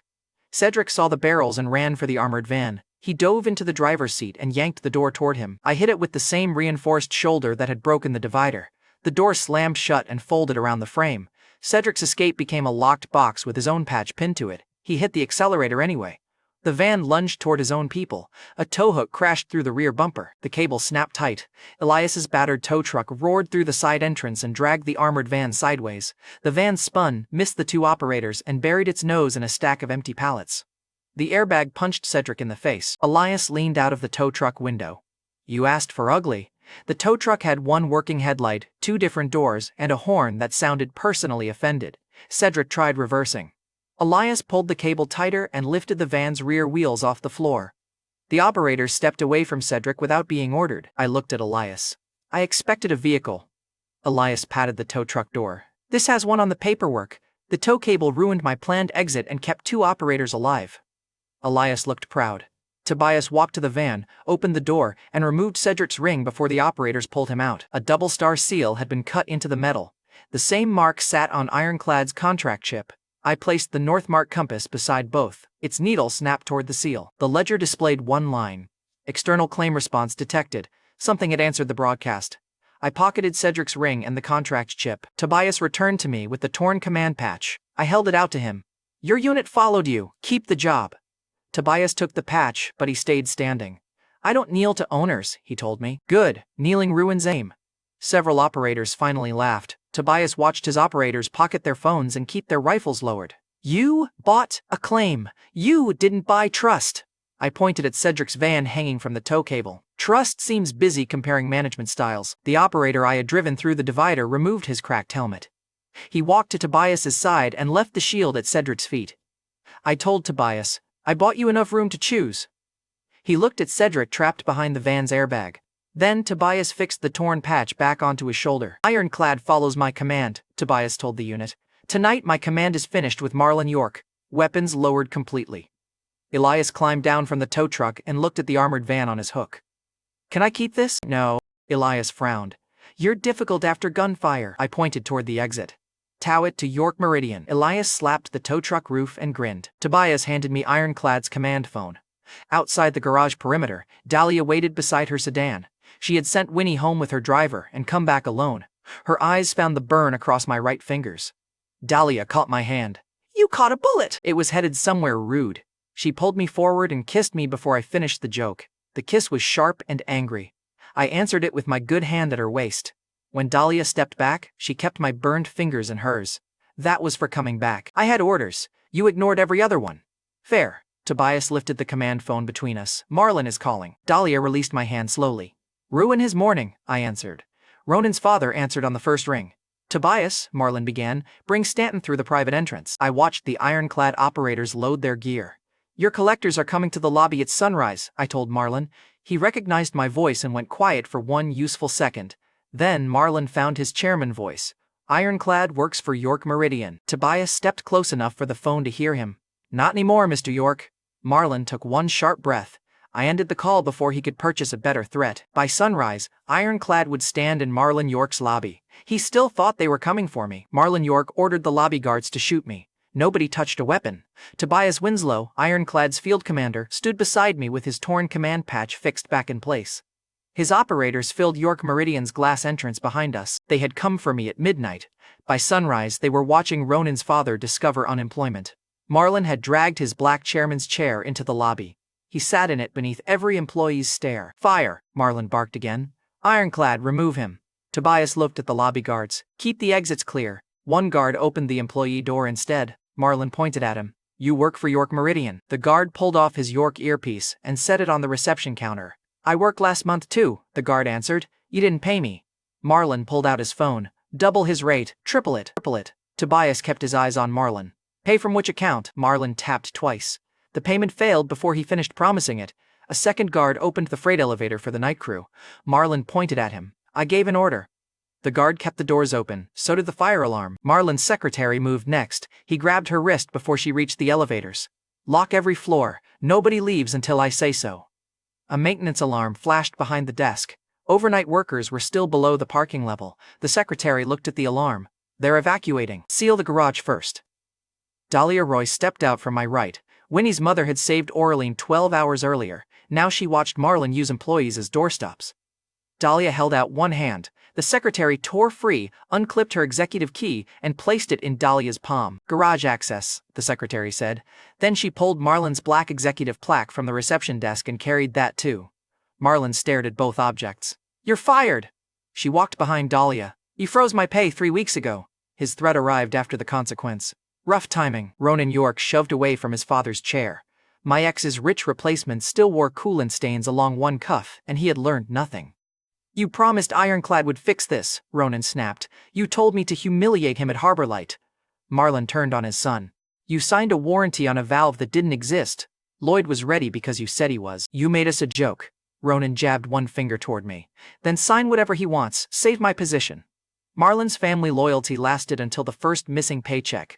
Faye Ellison came through the employee door carrying 3 red unpaid badges. The overnight driver and 2 cleaning workers followed her. They walked straight to Marlon's chairman chair while he was still sitting in it. Faye slapped 1 red badge onto each armrest. "Catering, cleaning, drivers." Marlon grabbed the chair. "Get this trash off my property." The workers unlocked the wheels and rolled him away from the chairman's mark on the floor. He stood before the chair, carried him into the lobby crowd. The overnight driver looked at him. "We carried your equipment all night, you can carry your own name." The secretary flipped Marlon's executive plaque face down. A transfer page had been clipped to its back. Faye laid the 3 unpaid badges across the empty chairman chair. Marlon looked at the guards. The guard without an earpiece opened the employee door wider for the workers. Elias Duval leaned against the revolving door and studied the public eviction of a chairman. "Calling Levi a delivery thug feels rude," Elias told Marlon. "He tips better than you pay." Behind Elias, his battered tow truck still held Cedric's armored van by one wheel. The lobby windows gave every employee a perfect view. Marlon hit the executive floor button on his desk. "Bring Mira and Paula down. Bring the hair and the shell." The elevators opened. Mira Sutton stepped out with Paula Whitaker. My ex moved toward Ronan. My stepmother stayed beside the open elevator. Mira held a silver locket against her chest. A strand of my clipped hair showed through the glass. Paula carried a thin brass copy of the Northmark compass shell. Ronan moved toward Mira. "Tell my father what you have." Mira kept her eyes on me. "I have the part Levi still needs." I touched the real Northmark compass beneath my jacket. Its needle stayed still. Mira lifted the locket. "Paula taught me how to use his hair." She kept the copied shell and the lower markings. Paula's head snapped toward her. "You stole more hair than I asked for, because you planned to cut me out." Paula pointed at Ronan. She planned to cut him out too. The second the compass opened, she was leaving York. Ronan looked at Mira. "You said we were doing this together." Mira answered without looking at him. "You said your family could protect me." His face folded. Beautiful. The affair had reached its customer service phase. Marlon reached for the copied shell. Paula jerked it behind her back before he touched it. "Enough," Marlon barked. "Stanton gives me the ledger, and I protect all of you." Nobody moved closer to him. Paula rushed toward me. "Clear my debt. I'll tell you who wanted the compass." Mira lifted the hair locket higher. "Take me back. I'll open it with you." I looked at the woman who had clipped my hair while I slept. "You had access to me. You stole it anyway." Her arm dropped. Paula stepped between us. "Levi, family makes mistakes. You put my mother's compass on a ransom table." Paula tried another angle. Mira kept the hair. She was always the thief. Mira shoved Paula's shoulder. "You planned the whole thing." Paula slapped the locket from Mira's hand. It hit the marble and slid to my delivery shoe. I pinned it beneath the sole before either woman could reach it. Mira's voice broke sharp. "That's mine." I looked at my hair behind the glass. Interesting claim. Claim site found no active claim on the locket. I had the real compass under my jacket. I lifted my shoe. Mira snatched the locket and clutched it against her chest. Ronan caught her arm. "You came here with me." Mira looked at the lobby, abandoning his family. "I came because you said York was safe." Ronan released her like her answer had burned him. Mira stepped toward me instead. Dahlia moved beside the overturned executive plaque and held Mira's stare. Mira stopped on her own. Marlon slammed both hands onto the desk. "This circus ends now." Tobias faced him. "Your capture order ended at midnight." Faye tapped the 3 red badges on his empty chair. "So did your audience." Ronan pointed at the transfer page clipped behind the plaque. "Sign it." Marlon looked at his son. "You'd hand away your own name?" Ronan stared at the black and gold car rotating behind the lobby glass. The Valkyrie GT had been York Meridian's sunrise display. Ronan had spent months telling everyone it would be his after Harbor Light. "Keep the car in my trust," Ronan told him. "Sign the company." Marlon's son had reduced the family empire to a vehicle reservation. I reached into my delivery jacket and found an old brass transit token. It had paid for rides between deliveries when rain killed my bike. I spun it across Marlon's glass desk. The token circled once beneath his family logo. "I'll give you that for York Meridian," I told him. Marlon stared at the token. "You think this is funny?" I tapped the token. "I think it's generous." Marlon shoved the executive plaque away. "You don't control my company." I let the token keep spinning. Crownline called one York claim, Ironclad called another. Dahlia held his executive key. The guards held the exits, the workers held his chair, and Ronan pushed the plaque back toward him. Marlon still had a pen. Nobody left to order. I stopped the token with one finger. "Sign, or York closes before lunch." Marlon looked at Tobias. "You'd let him erase thousands of jobs?" Tobias held his stare. "You froze their pay to fund my contract." Ronan grabbed his father's sleeve. "Sign it." Marlon ripped free. "You caused this." Ronan snatched the executive plaque from the secretary and held it flat against the desk. The transfer page faced up beneath his hands. "You promised you could fix it," Ronan said. Marlon signed on the back of his own name. His son held the plaque steady while the pen finished killing York Meridian. I placed the brass token in Marlon's palm. Receipt. The transfer locked with one quiet tone. A narrow black claim tab released from the underside of Marlon's desk. It carried the attached collateral from the debt call. I pocketed it without slowing the room. Then I took the York Meridian Company key and handed it to Dahlia. The workers rolled Marlon's chairman chair to her. 3 red unpaid badges still covered the seat. Dahlia looked at the workers. "Pay them first." She swept the badges into Faye's hands and sat in Marlon's chair. Marlon remained beside it while the whole lobby answered Dahlia. Ronan ran toward the Valkyrie display. "The car was promised to me," he snapped. "That transfer doesn't include personal gifts." I took the Valkyrie keys from the display cradle. Ronan held out his hand. I tossed them past him. Elias caught the keys against his chest. "You stopped Cedric's van and kept 2 operators alive," I told Elias. "Try not to tow this one." Elias stared through the glass at the Valkyrie GT. He opened his mouth, looked at the car again, and closed it. That was rare. Ronan found enough breath for both of them. "That's my car." Elias pressed the unlock button. The Valkyrie's doors lifted. A cheerful voice filled the lobby. "Grocery storage ready." Elias looked at the rear compartment. "It knows me already." Ronan lunged for the keys. Tobias caught his shoulder and turned him toward the exit. Elias climbed into the Valkyrie and activated grocery mode. A bright safety chime played while the rear cooler opened. Ronan watched his dream car ask a former collector about vegetables. He was cooked by produce. Marlon closed his fist around the brass token. Mira stared at Dahlia in his chair. Mira clutched the hair locket against her chest. Then the revolving door turned once. A courier in black gloves walked past Ironclad without asking permission. He stopped in front of me and offered a heavy invitation sealed with the double star mark. The courier named Blaze Talbot, Talbot Dominion's heir and the host of Founders Night. He requests Levi Stanton at Halcyon Conservatory tonight. The courier glanced toward Marlon's side of the lobby. "The former chairman, his son, your ex and your stepmother are expected." Then he looked at my side of the lobby. "You attend alone." I handed the invitation back. "Then Blaze waits for the ledger." The courier held my stare, took the card, and returned it. "Your people may enter." Faye turned the double star seal once. "These cuts match York's collateral tags." I broke the seal. The card contained one order: bring the ledger. The double star cut matched Cedric's ring, Ironclad's contract chip, and Lloyd's black drive. The Northmark compass rang beneath my jacket. Every light in the lobby dipped. My mother's recorded voice spoke one new word: bell. Blaze Talbot unveiled the Ironwake bell before dinner. Then he threatened to melt it before anyone touched the food. Founders Night filled Halcyon Conservatory with old money. The guests smiled when Blaze threatened the bell. Blaze stood beside a black heating cradle at the center of the glass hall. He was Benedict Talbot's heir and Talbot Dominion's public face. He had ordered me to bring the ledger.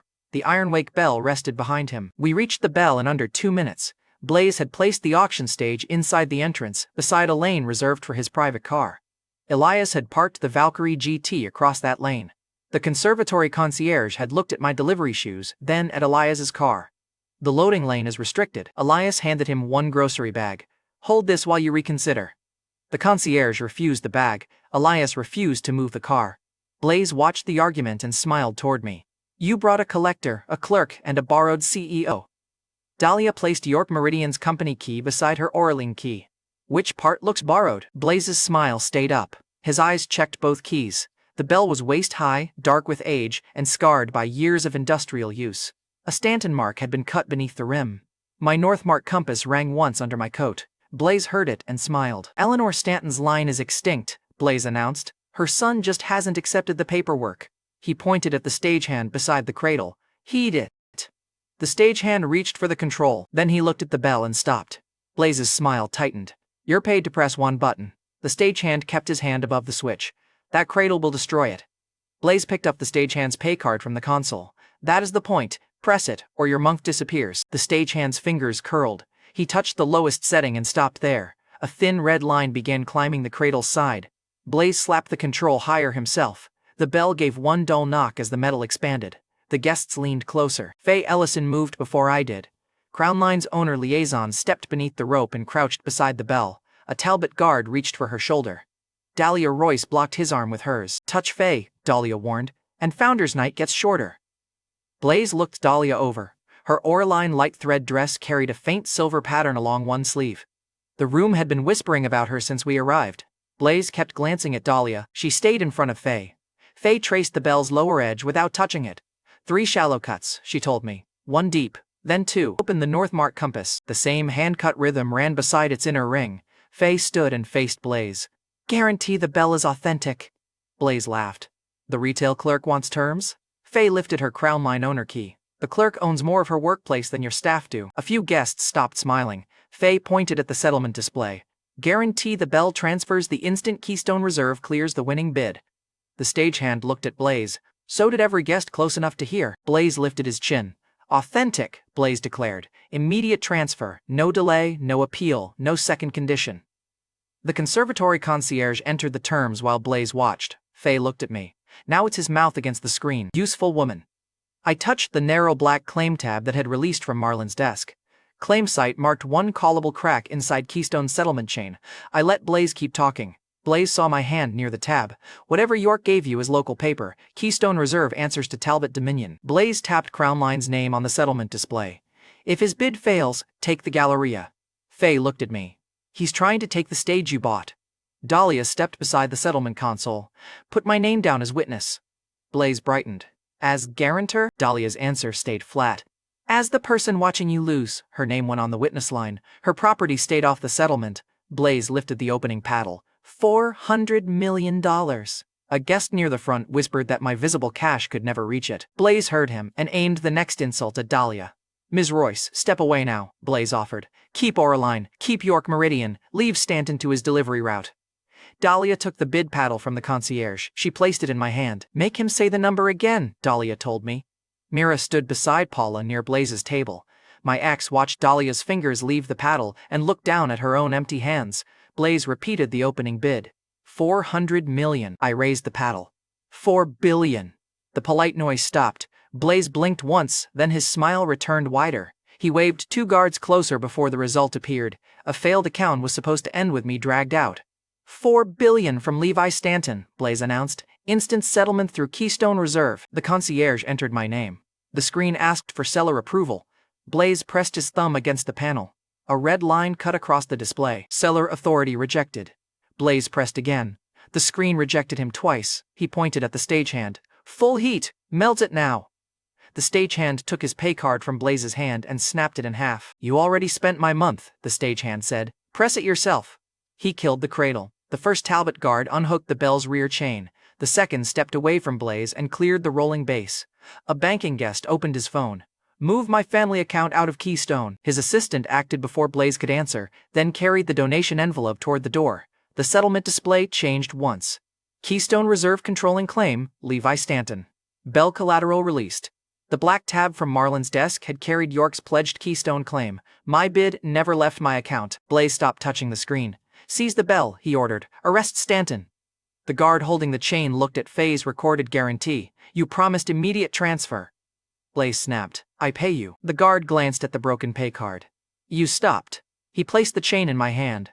The banking guest removed his Talbot pin and dropped it on the empty paddle tray. You rented this room from the bank. A guest near the aisle kept filming the red rejection on Blaze's screen. Blaze reached for her phone. The stagehand rolled the bell between them and blocked his hand with the iron frame. Touch the guest, the stagehand warned, and I ring it myself. The live feed caught Blaze staring at the worker whose pay card he had snapped. He ordered the concierge to cut the stream. The concierge removed his conservatory pin instead. You guaranteed public settlement. The guest turned the camera toward the bell-changing hands.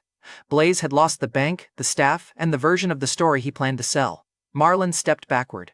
Ronan left his father's side. Mira pulled away from Ronan and Paula reached the rear doors first. That family tree had become emergency seating. I rolled the iron wake bell toward Dahlia while Blaze watched. Mira rushed forward. Levi, that belongs with you. I stopped the bell beside Dahlia. I kept one hand on its frame. Dahlia carries it. You don't. Mira's mouth opened. Dahlia placed both hands on the bell's frame and waited for my nod. I gave it once. I told Dahlia, ring it. Dahlia pulled the clapper. The iron wake bell struck one deep note. Every light thread in her dress flashed white. A double-star pattern spread across the conservatory floor from her feet. The guests looked down. Paula grabbed Mira's arm. That pattern was inside the copied shell, Mira whispered. You told me the compass was the only key. Paula released her. I told you what the buyers told me. Mira looked toward Blaze. You knew there was a bell. Blaze ignored her. Mira backed one step from his table. The Northmark compass sprang open beneath my coat. A second needle unfolded from under the first. One pointed at the bell. The other pointed inland. The sovereign ledger offered no price for either object. I owned a bank. The ledger still could not price either piece. Blaze stepped toward Dahlia. Put the bell down. He grabbed the rolling frame and tried to pull it back. Faye drove Blaze's $4 billion bid paddle beneath the bell wheel. The paddle snapped, the wheel locked, and Blaze's shoulder jerked forward. Dahlia held his stare and kept both hands on the frame. Your guarantee transferred it, Dahlia told him. Your hands missed the update. The light thread pattern remained bright around her shoes. Mira watched Dahlia carry the relic she had tried to steal was my hair. She looked at me again. I looked past her. The concierge had gone to the side door and returned without opening it. He leaned toward Blaze. Your exit vehicle can't reach the loading lane. Blaze's eyes snapped toward the glass wall. Outside, the Valkyrie GT sat across the service lane with both doors raised. Elias Duval stood beside it eating from a grocery bag. The concierge had ordered him to move twice when we arrived. Elias had answered by opening a second grocery bag. Now Blaze's armored vehicle sat trapped behind Ronan's former dream car. Elias raised one apple toward the window. The Valkyrie answered with its cheerful grocery chime. Blaze's face tightened. Blaze checked the bell, then the blocked exit. He pulled a detonator from inside his jacket. Metal shutters slammed across every conservatory door. Pressure locks dropped over the windows. The heating cradle came alive again, brighter than before. A timer appeared on the settlement display. 10 seconds. Guests pushed away from the stage. The stagehand grabbed the bell's frame and helped Dahlia hold it upright. Faye ran toward the nearest emergency release. Tobias ordered Ironclad to clear a path through the crowd. Blaze raised the detonator above his head. The bank was bait, he shouted. Give me the ledger or this room burns with you. One red digit vanished. The timer fell from 10 to 9 as the Ironwake bell answered with one hard pulse. A new sovereign ledger command opened across my vision. Priority window, 1 second of local action. Price, $8 million. Claim site marked a red cancel tab beneath Blaze's thumb. The $8 million vanished. The conservatory stopped. Faye froze beside the emergency release while Tobias held one arm across the crowd. Dahlia stood behind the bell, eyes fixed on me, while Blaze's mouth remained open around his threat. I walked through one purchased second and slid the cancel tab first. Then I took the detonator while the Ironwake bell's clapper hung loose beside Dahlia's hand.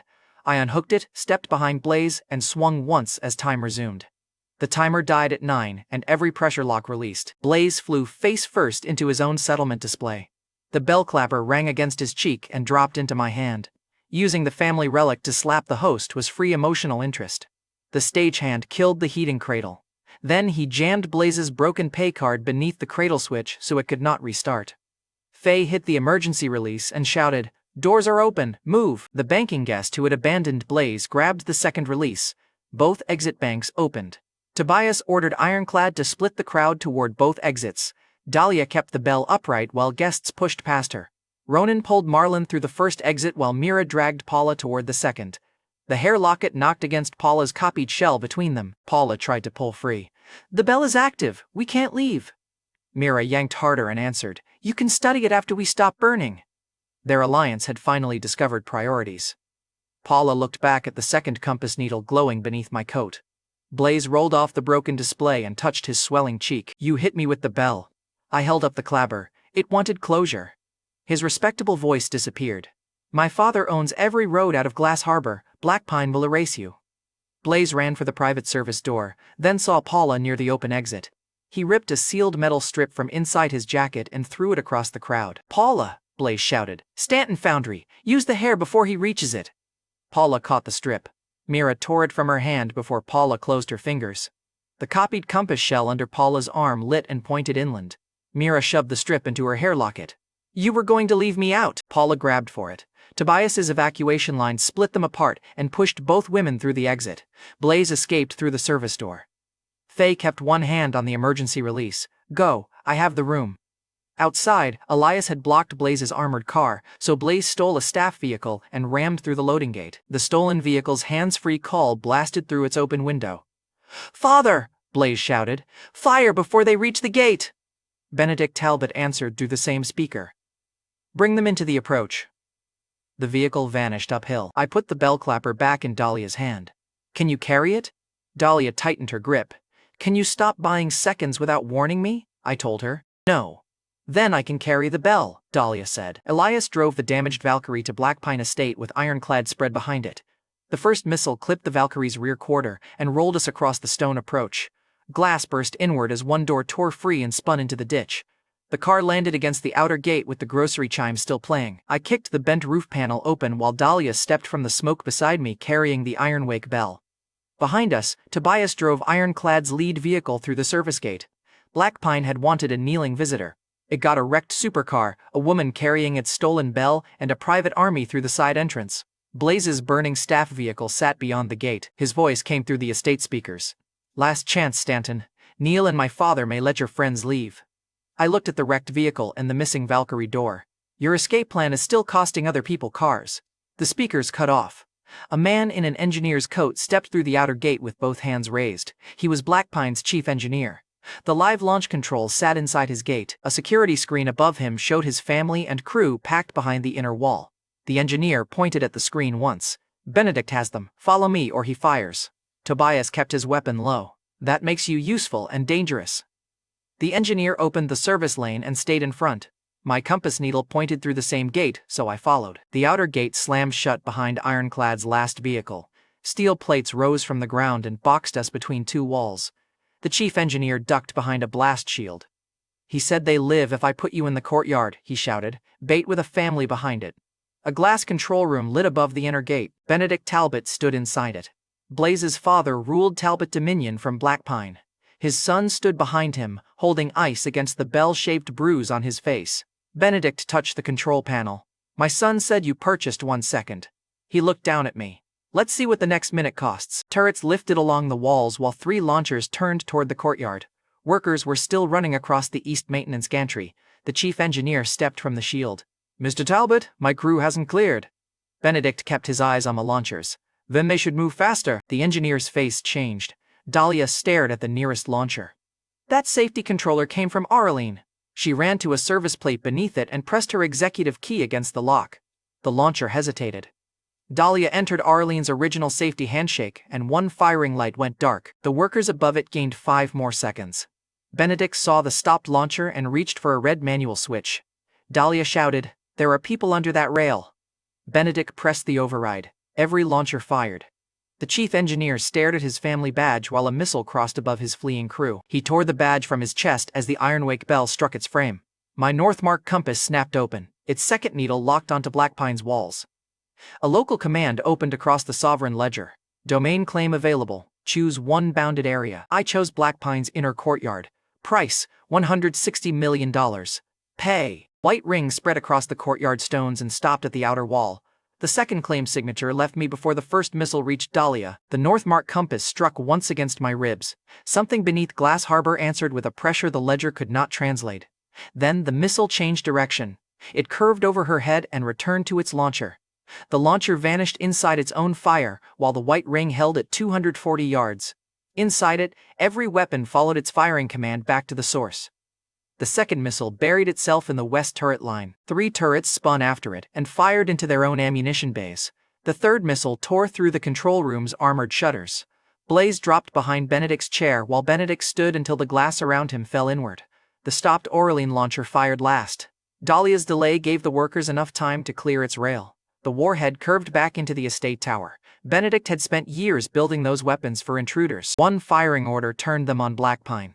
The chief engineer left the blast shield. He ran to the inner console and ripped out the lock key. Blaze shouted from above, "Stop him!" The engineer held the key where Benedict could see it. You left my crew on the gantry. Benedict pointed toward the burning launcher. Your crew is replaceable. The chief engineer drove the key into the inner gate and opened it. Workers poured through the gap. When one worker collapsed beside the hedge, Elias hit the Valkyrie's accelerator. The black and gold car crashed through the ornamental hedge. The remaining door tore against stone. It stopped beside the trapped workers with its grocery chime playing through the smoke. Elias threw open the damaged rear compartment. Everybody in. Produce gets the floor. 6 workers piled into Ronan's former dream car. The Valkyrie left with half its paint, 1 bent door, and 6 rescued workers. Ronan would have cried at the damage. Elias looked delighted. Talbot guards watched him rescue the people Benedict had called replaceable. Tobias stepped into the open gate and faced them.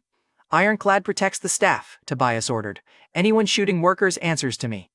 His operators formed a shield line around the escaping crew. A Talbot guard dropped his estate badge while another opened the side gate for the maintenance team. 2 more abandoned Benedict's firing console and joined the workers at the exit. An armored enforcer charged through the inner gate before it finished opening. He drove 1 powered fist toward my head. I stepped aside and used the rule he had entered. Domain claim multiplied the pull beneath his armor. He hit both knees hard enough to crack the courtyard stone. His fist stayed raised. The rest of him could not follow. Blaze backed from the broken control glass and pointed at Benedict. He built the bomb. He ordered the launchers. This was his plan. Benedict looked at his son. You ran home after losing a bank. I brought him here. You brought failure into my house. Blaze moved toward the exit behind the control room. Benedict sealed it from his panel. Father and son had reached the locked door stage of family love. Blackpine shook as a hangar floor split behind the inner gate and something massive rose through it. The Cinder Titan stood over the courtyard in furnace-black armor, blue light burning through its round chest core. Around that core, the pattern matched the Stanton flux core. Dahlia saw it at the same time. They stole Stanton architecture, she told me. Benedict spread both hands behind the broken glass. We improved it. The Cinder Titan stepped forward and planted its first foot on the armored enforcer still pinned by gravity. His suit crumpled but held. A system line flashed once. Domain claim expired. The enforcer crawled away as the Cinder Titan cleared the hangar. Every remaining Talbot guard moved back. Benedict smiled at them. Stand your ground. Nobody did. The Titan swung 1 arm across the courtyard. I ducked under the first strike. The backwash lifted me off my feet and threw me against the open gate. Blue light pulsed from the core toward the Ironwake bell. That pulse turned the Cinder Titan toward the bell. I threw a loose gate bolt across its path, and the Titan crushed it beneath one heel. Dahlia rolled the bell along the broken wall and pulled the Titan away from the workers. Then she braced behind its frame with the clapper ready. The second fist hit the stone where I had stood and buried itself to the wrist. Claim site marked one visible defect through the blue core. Stanton pattern stress seam. Opens under Ironwake resonance. I looked at Dahlia, who already held the bell clapper in both hands. Dahlia pulled once, and the Ironwake bell rang across Blackpine. The Cinder Titan's blue core stuttered. A thin seam opened from top to bottom. I tore a broken steel blade from the ruined inner gate. The ledger priced 1 strike. Override, hold cutting edge through 1 core seam. Price, $60 million. Pay.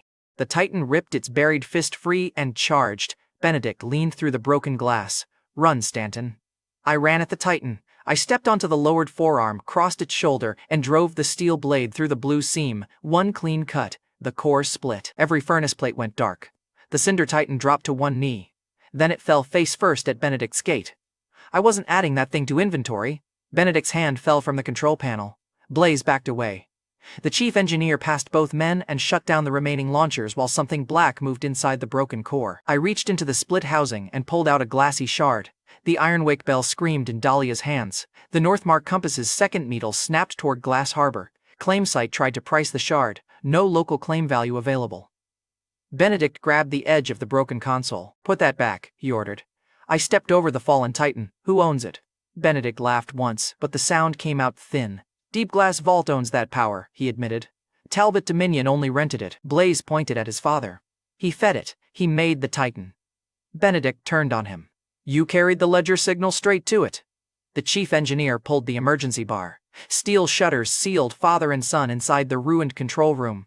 The black shard pulsed in my palm as every light across Blackpine went out. Far below the mountain, Glass Harbor answered with 1 deep mechanical groan. The compass needle aimed beneath the water. Deep Glass Vault had woken. I had broken the family that thought it owned Glass Harbor. The thing beneath the harbor had never considered them owners. The deep glass shards started draining Glass Harbor before I left Blackpine.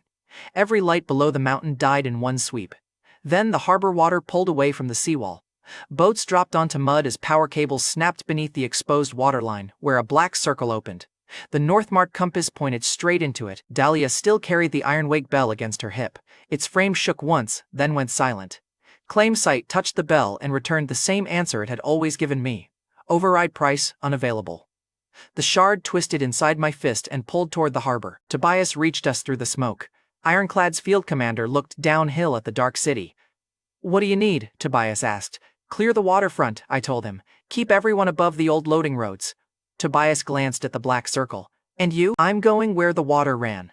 Dahlia tightened both hands around the bell. "We're going." Her expression had already fired the board. Faye called through Dahlia's phone before we reached the harbor. "Crown Line lost every screen at once," Faye reported. "The lower garage is flooding from the wrong direction." "Move everyone uphill," Dahlia ordered. Faye answered. "Already happening. The loading crews are using battery signs." A second voice cut through behind her. Elias sounded offended by the apocalypse.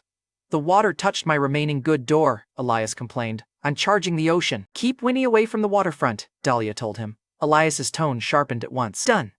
Elias stopped joking, and the line died.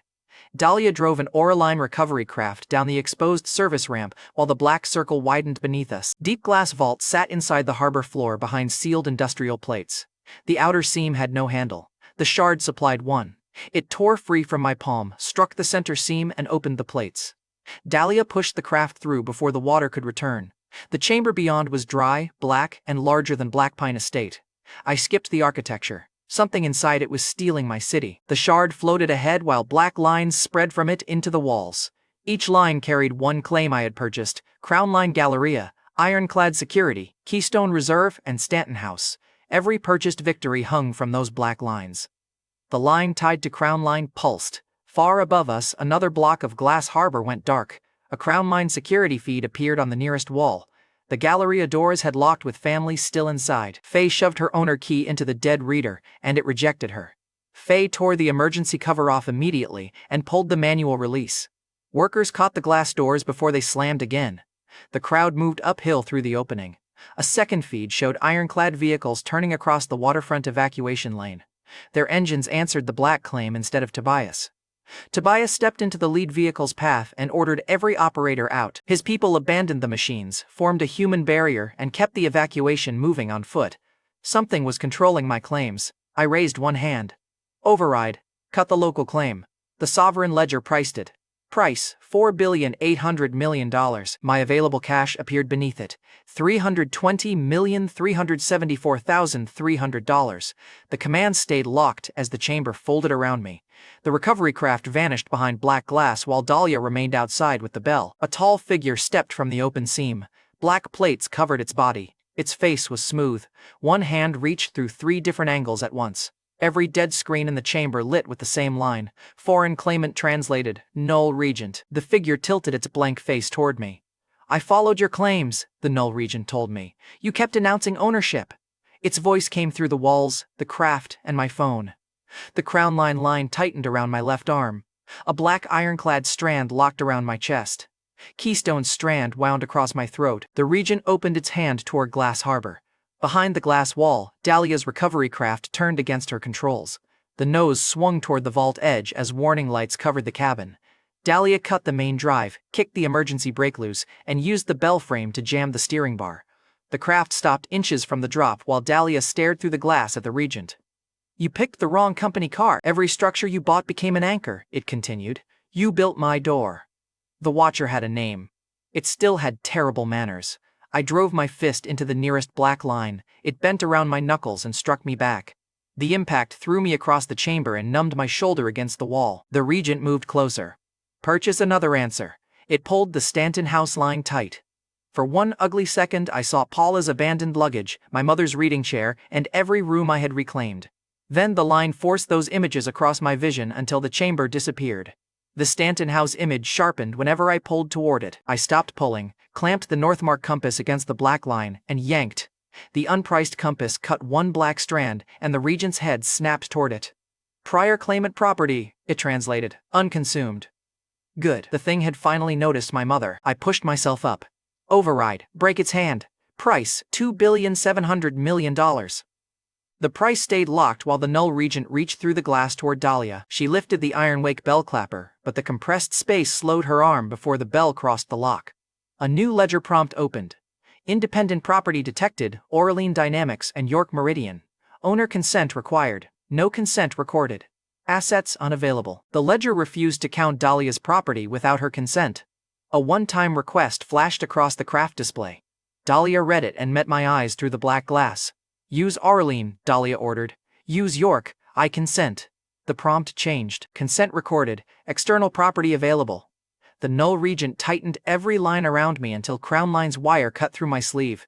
Ironclad's line forced one knee down. Dahlia struck the glass with the bell clapper. Levi, take it. I looked at the two companies she had fought to keep. Then I rejected the consent. External property declined. The prompt cleared. Dahlia's eyes flashed. That thing is reaching for the city, I told her. Your company stay yours. Dahlia struck the glass. Levi, I cut across her. Ring the bell. The null regent lifted me by the claim around my throat. Dahlia pulled the clapper back with both hands. The regent turned its blank face toward her. She offered value. You refuse survival. I grabbed the black line around my neck. I refuse your favorite shortcut. Dahlia struck the iron-wake bell.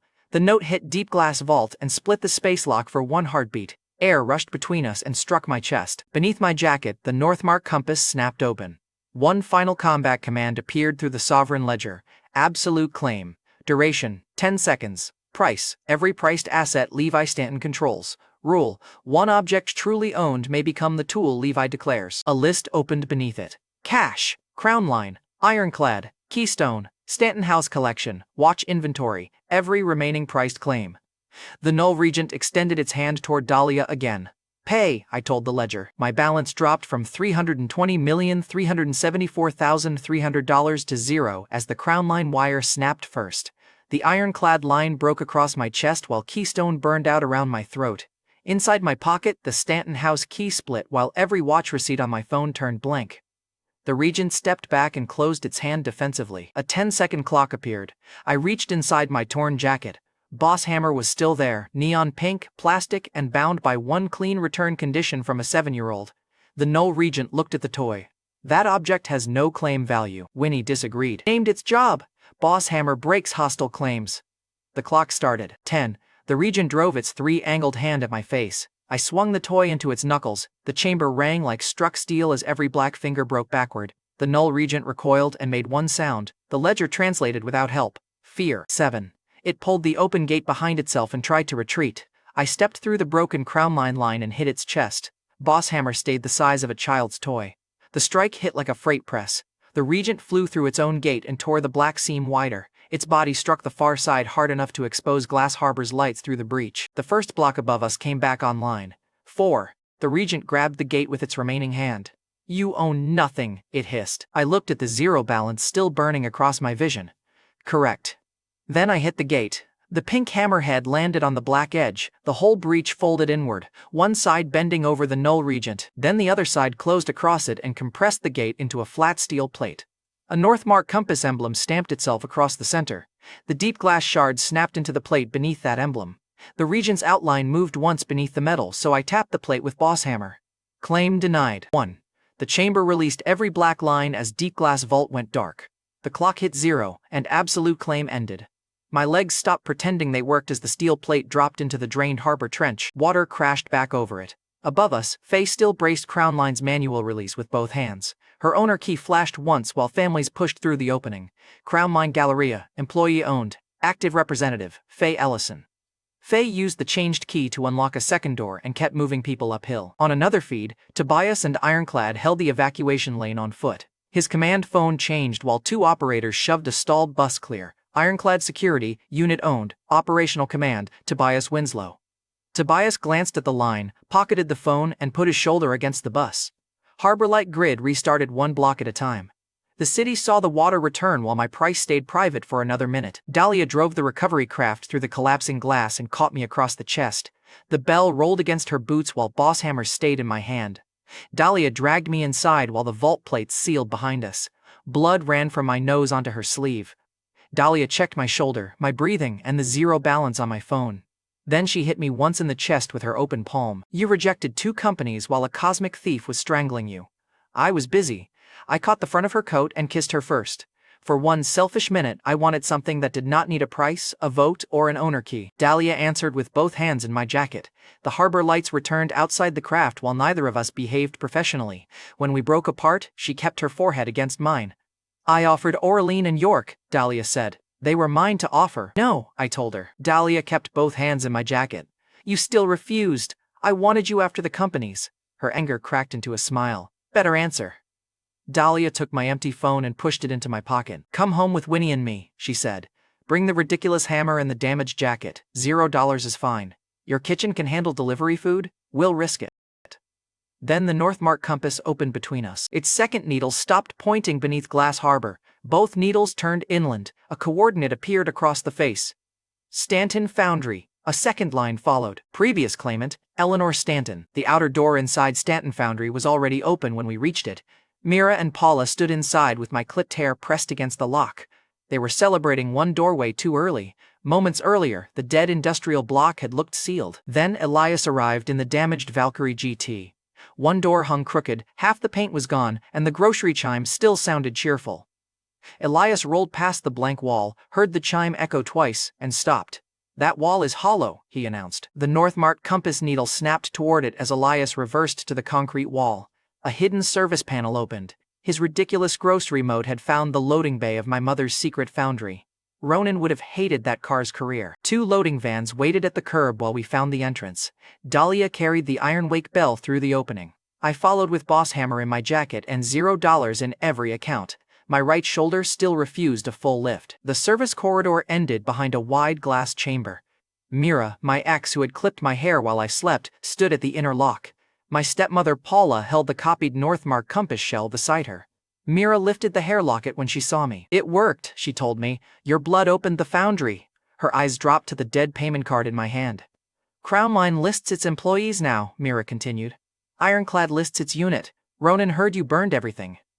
She looked past me at Dahlia. Dahlia has companies to protect. I know who you were before the money. Dahlia shifted the iron wake bell from her shoulder and put one steadying hand against my back. She gave Mira no speech. Mira's mouth tightened harder at the silence than it had at my answer. I can help you claim this, Mira insisted. Then you can get everything back. I looked at the stolen locket in her hand. You still think access is affection? Paula grabbed Mira's wrist. The outer door worked. Give me the locket before you ruin the inner claim. Mira pulled free and snapped. You said I would control whatever opened. Paula's mouth tightened. You were supposed to follow instructions. Their partnership reached an ownership dispute before either owned anything, and the real compass opened under my hand.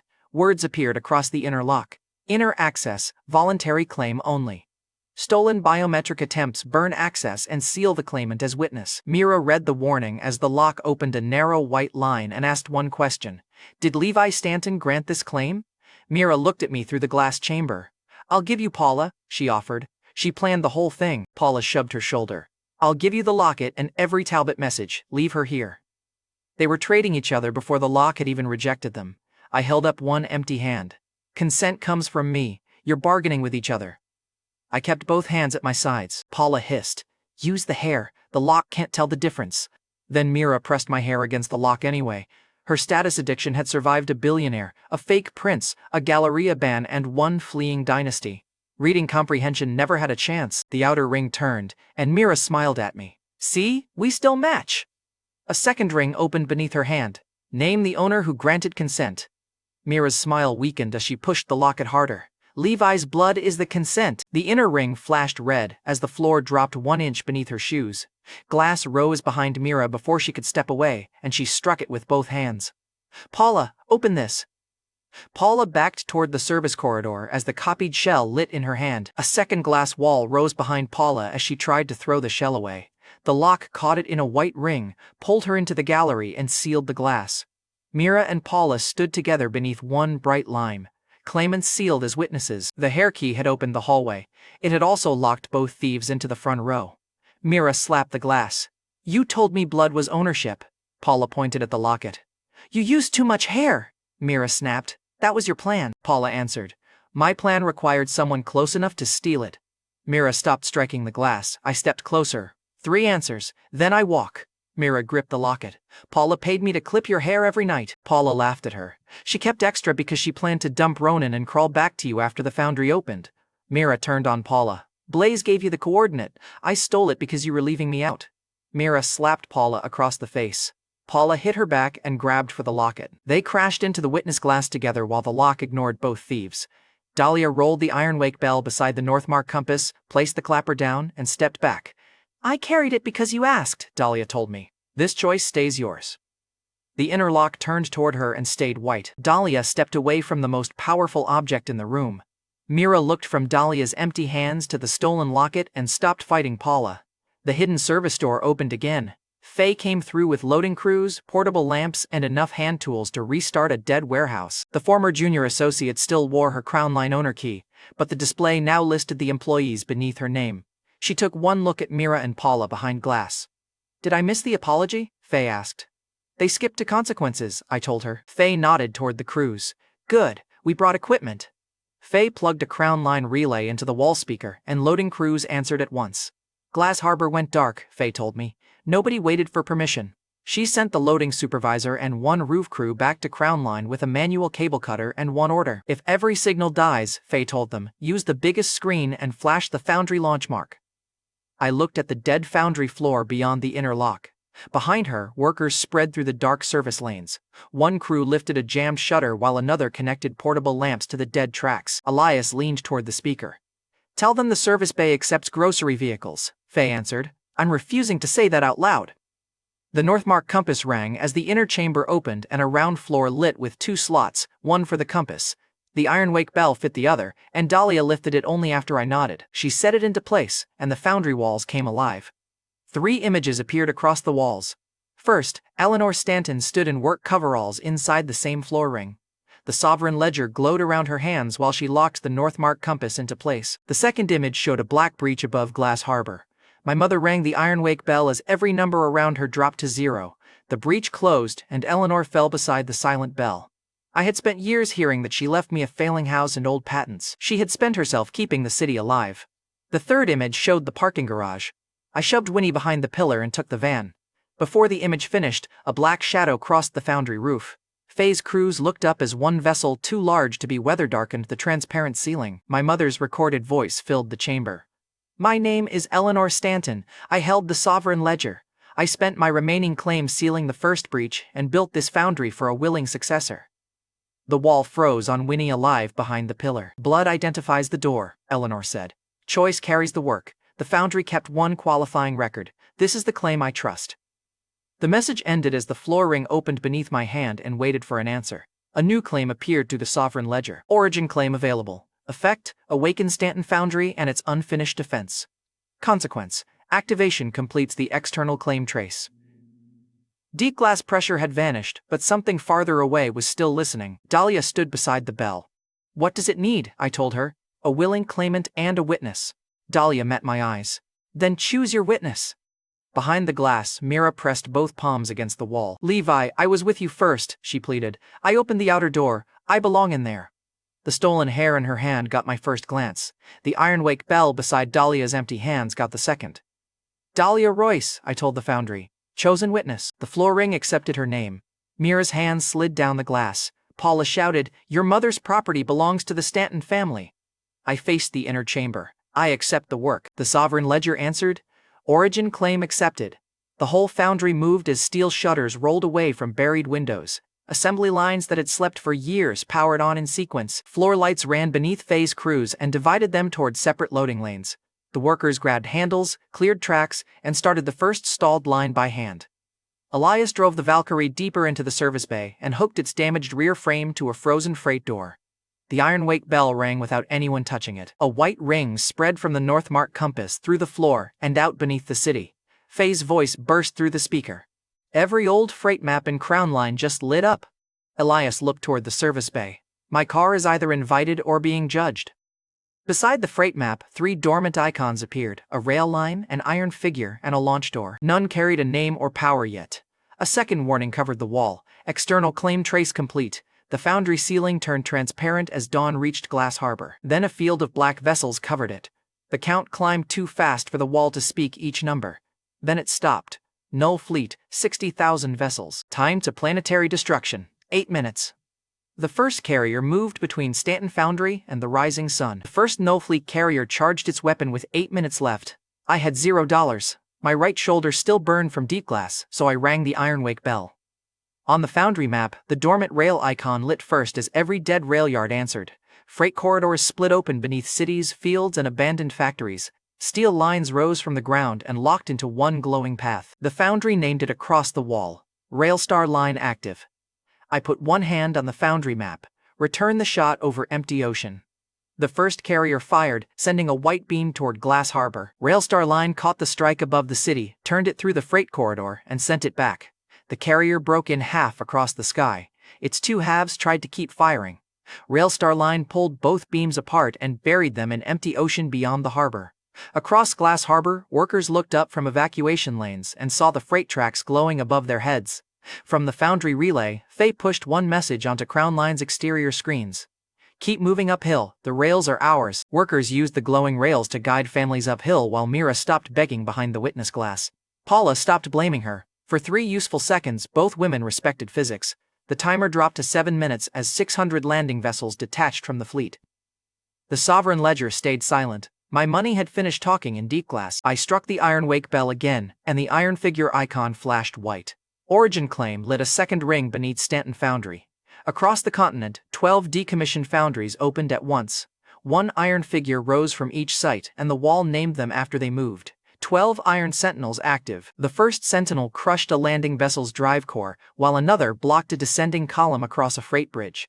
A third took a direct hit and stayed upright, forcing the null fleet to change formation. 20 carriers turned away from the foundry and fired on the 12 industrial sites at once.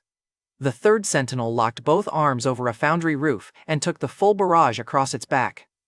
The workers beneath it stayed alive. Its left arm fell. The right one kept holding the roof. More carriers turned toward the foundries. The fleet had found 12 industrial workers with fists. I hit the last open channel. Faye, keep the routes visible. Tobias, keep the crews alive. Then the fleet jammed every ordinary signal. Dahlia's phone died. Tobias vanished from the tactical channel, and Faye's relay filled with static.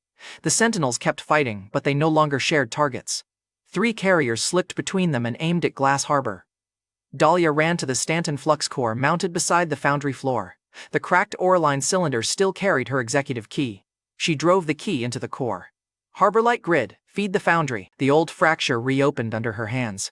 Oraline engineers reached for the shutdown levers, and Dahlia kicked the nearest one away. Hold the casing, she ordered. I'll hold the key.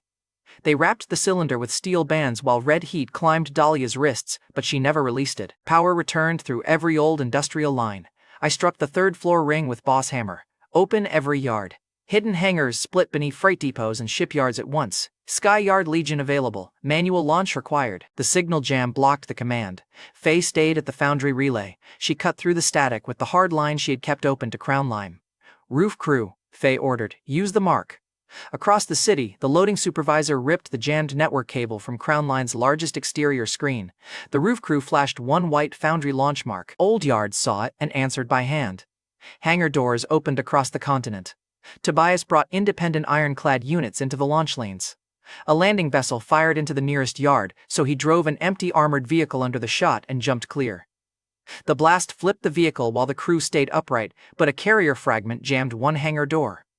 Elias arrived in the battered Valkyrie GT.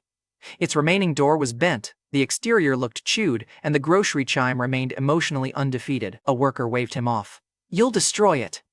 Elias leaned through the missing window. That happened 2 disasters ago. He rammed the fragment, spun the Valkyrie, lost another panel, and knocked the hangar door free. First, a compact craft launched over its roof. The rest followed while the grocery chime played beneath an army taking flight. The Sky Yard Legion hit the 3 carriers above Glass Harbor. Across the foundry wall, the 3 active layers combined under one name. Continental Foundry Array active. 2 carriers lost their weapons and fell behind the sentinels. The lead carrier broke through directly over Stanton Foundry. Its main gun opened above the transparent roof while Mira, Paula, Dahlia, and every loading crew watched. I drove one finger into its mark on the foundry map. Railstar, Spirit. A glowing freight line rose from the ground and punched through the carrier's drive. The ship kept falling. The nearest sentinel holds it. One iron sentinel caught the burning hull in both hands above the foundry roof, its feet buried into the street, but the carrier stopped. "Skyyard, strip the gun." The Legion swarmed the trapped ship. Compact craft tore the main weapon from its mount and carried it over empty ocean. The gun detonated beyond the harbor as the sentinel ripped the carrier in half and threw both pieces into the sea. Workers inside the foundry shouted while Mira and Paula stood silent behind the witness glass. The wall count still showed more than 59,000. Then the Null Fleet opened a black claim over the roof. In Dahlia's hand, the Northmark compass slammed shut and the iron wake bell stopped ringing beside her. Origin claim displayed one final function. Revocation available. Remove one hostile local claim. Price, Sovereign Ledger contract ends. The wall count barely moved. More than 59,000 vessels remained. A voice pressed through the foundry walls. Submit Origin claim, the Null Fleet demanded. Retain personal power under compliant ownership. The offer sounded like Mira with a larger budget. Behind the glass, Mira found her voice again. "Levi, release us, we can help you negotiate." Paula grabbed Mira's shoulder. "He needs Stanton blood beside him." Dahlia kept both hands on the cracked flux core. The current burned red across her palms. "Levi," she called, "the grid will hold one more command." I looked at the ledger prompt. Keeping it meant unlimited priced power after the city fell. Releasing it meant one clean answer and no second purchase.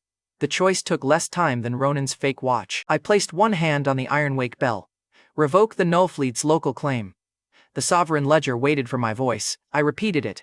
Pay the contract. Origin claim crossed the whole sky. The black claim above Stanton Foundry broke first. Then every Null Fleet carrier lost its hold on local space as its weapons shut down. Engines flattened while every remaining vessel compressed into thin strips of cold metal.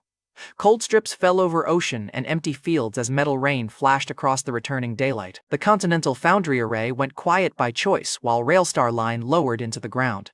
Across the continent, the 12 Iron Sentinels released their fists and stood beside the foundries that had hidden them. The Skyyard Legion returned through the open hangars. Glass Harbor saw the sun again as Crown Line's screens changed to a live view of open sky. The loading supervisor's voice reached Faye through the restored relay. "Which owner approved the emergency network?" Faye held up the employee key inside Stanton Foundry. "All of us." The roof crews kept every evacuation screen active until the last family reached high ground. Tobias called the last ironclad unit off the launch lanes. Elias climbed from the Valkyrie through the window opening because the remaining door had finally quit. He looked at the harmless metal strips falling offshore. "I'm still charging the ocean." The Sovereign Ledger gave me one final line. "Contract complete." Then every system command disappeared. The balance, override, and every hidden price vanished with it.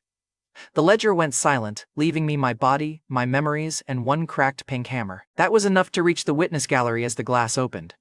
Paula stepped out first and reached for the Northmark compass in Dahlia's hand. The foundry floor locked beneath Paula's shoes. She stopped before touching it. Mira came out slower. She looked through the open main door at daylight, workers, ironclad vehicles, and Dahlia beside me. Then she looked at my empty phone. "You really have nothing left," Mira whispered.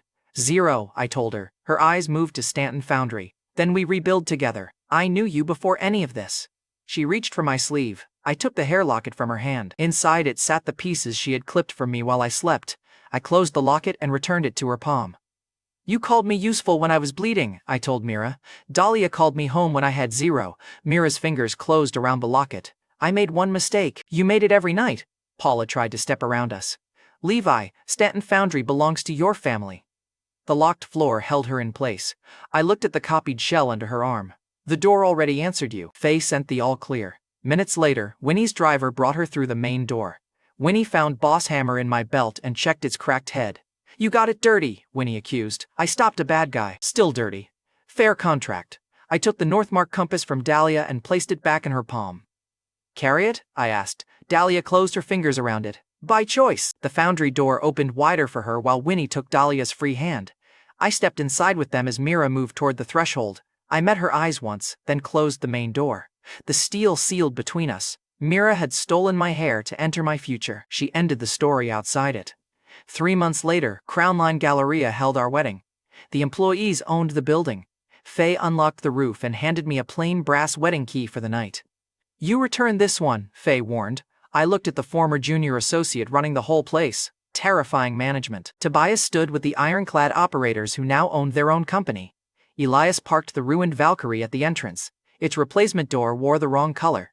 The grocery chime greeted every guest. I had zero personal fortune and borrowed cufflinks. I was the poorest groom in a building I used to own. Winnie carried boss hammer instead of flowers and inspected the rings before allowing Dahlia near me. Dahlia wore the Northmark compass at her wrist and kept the iron wake bell beside the aisle. Her vows were short. First you returned my check, Dahlia told me. Then you refused my companies. Stop refusing me and build with me. I held her hand. No prices, I told her. No stolen keys. I choose you. Winnie lifted boss hammer. Approved. Dahlia kissed me while Crown Mines workers cheered from the roof they owned. Then the sovereign ledger spoke inside my mind one last time. Departure available. I looked at my new family, the allies who had kept moving, and the city still standing beyond them. You can go, I told it. Accepted. The interface vanished. Dahlia touched my face. Is it gone? Yes, she smiled. Good, you still owe me delivery food. The iron wake bell beside the aisle stayed perfectly still. A matching note rang once from somewhere beyond the moon.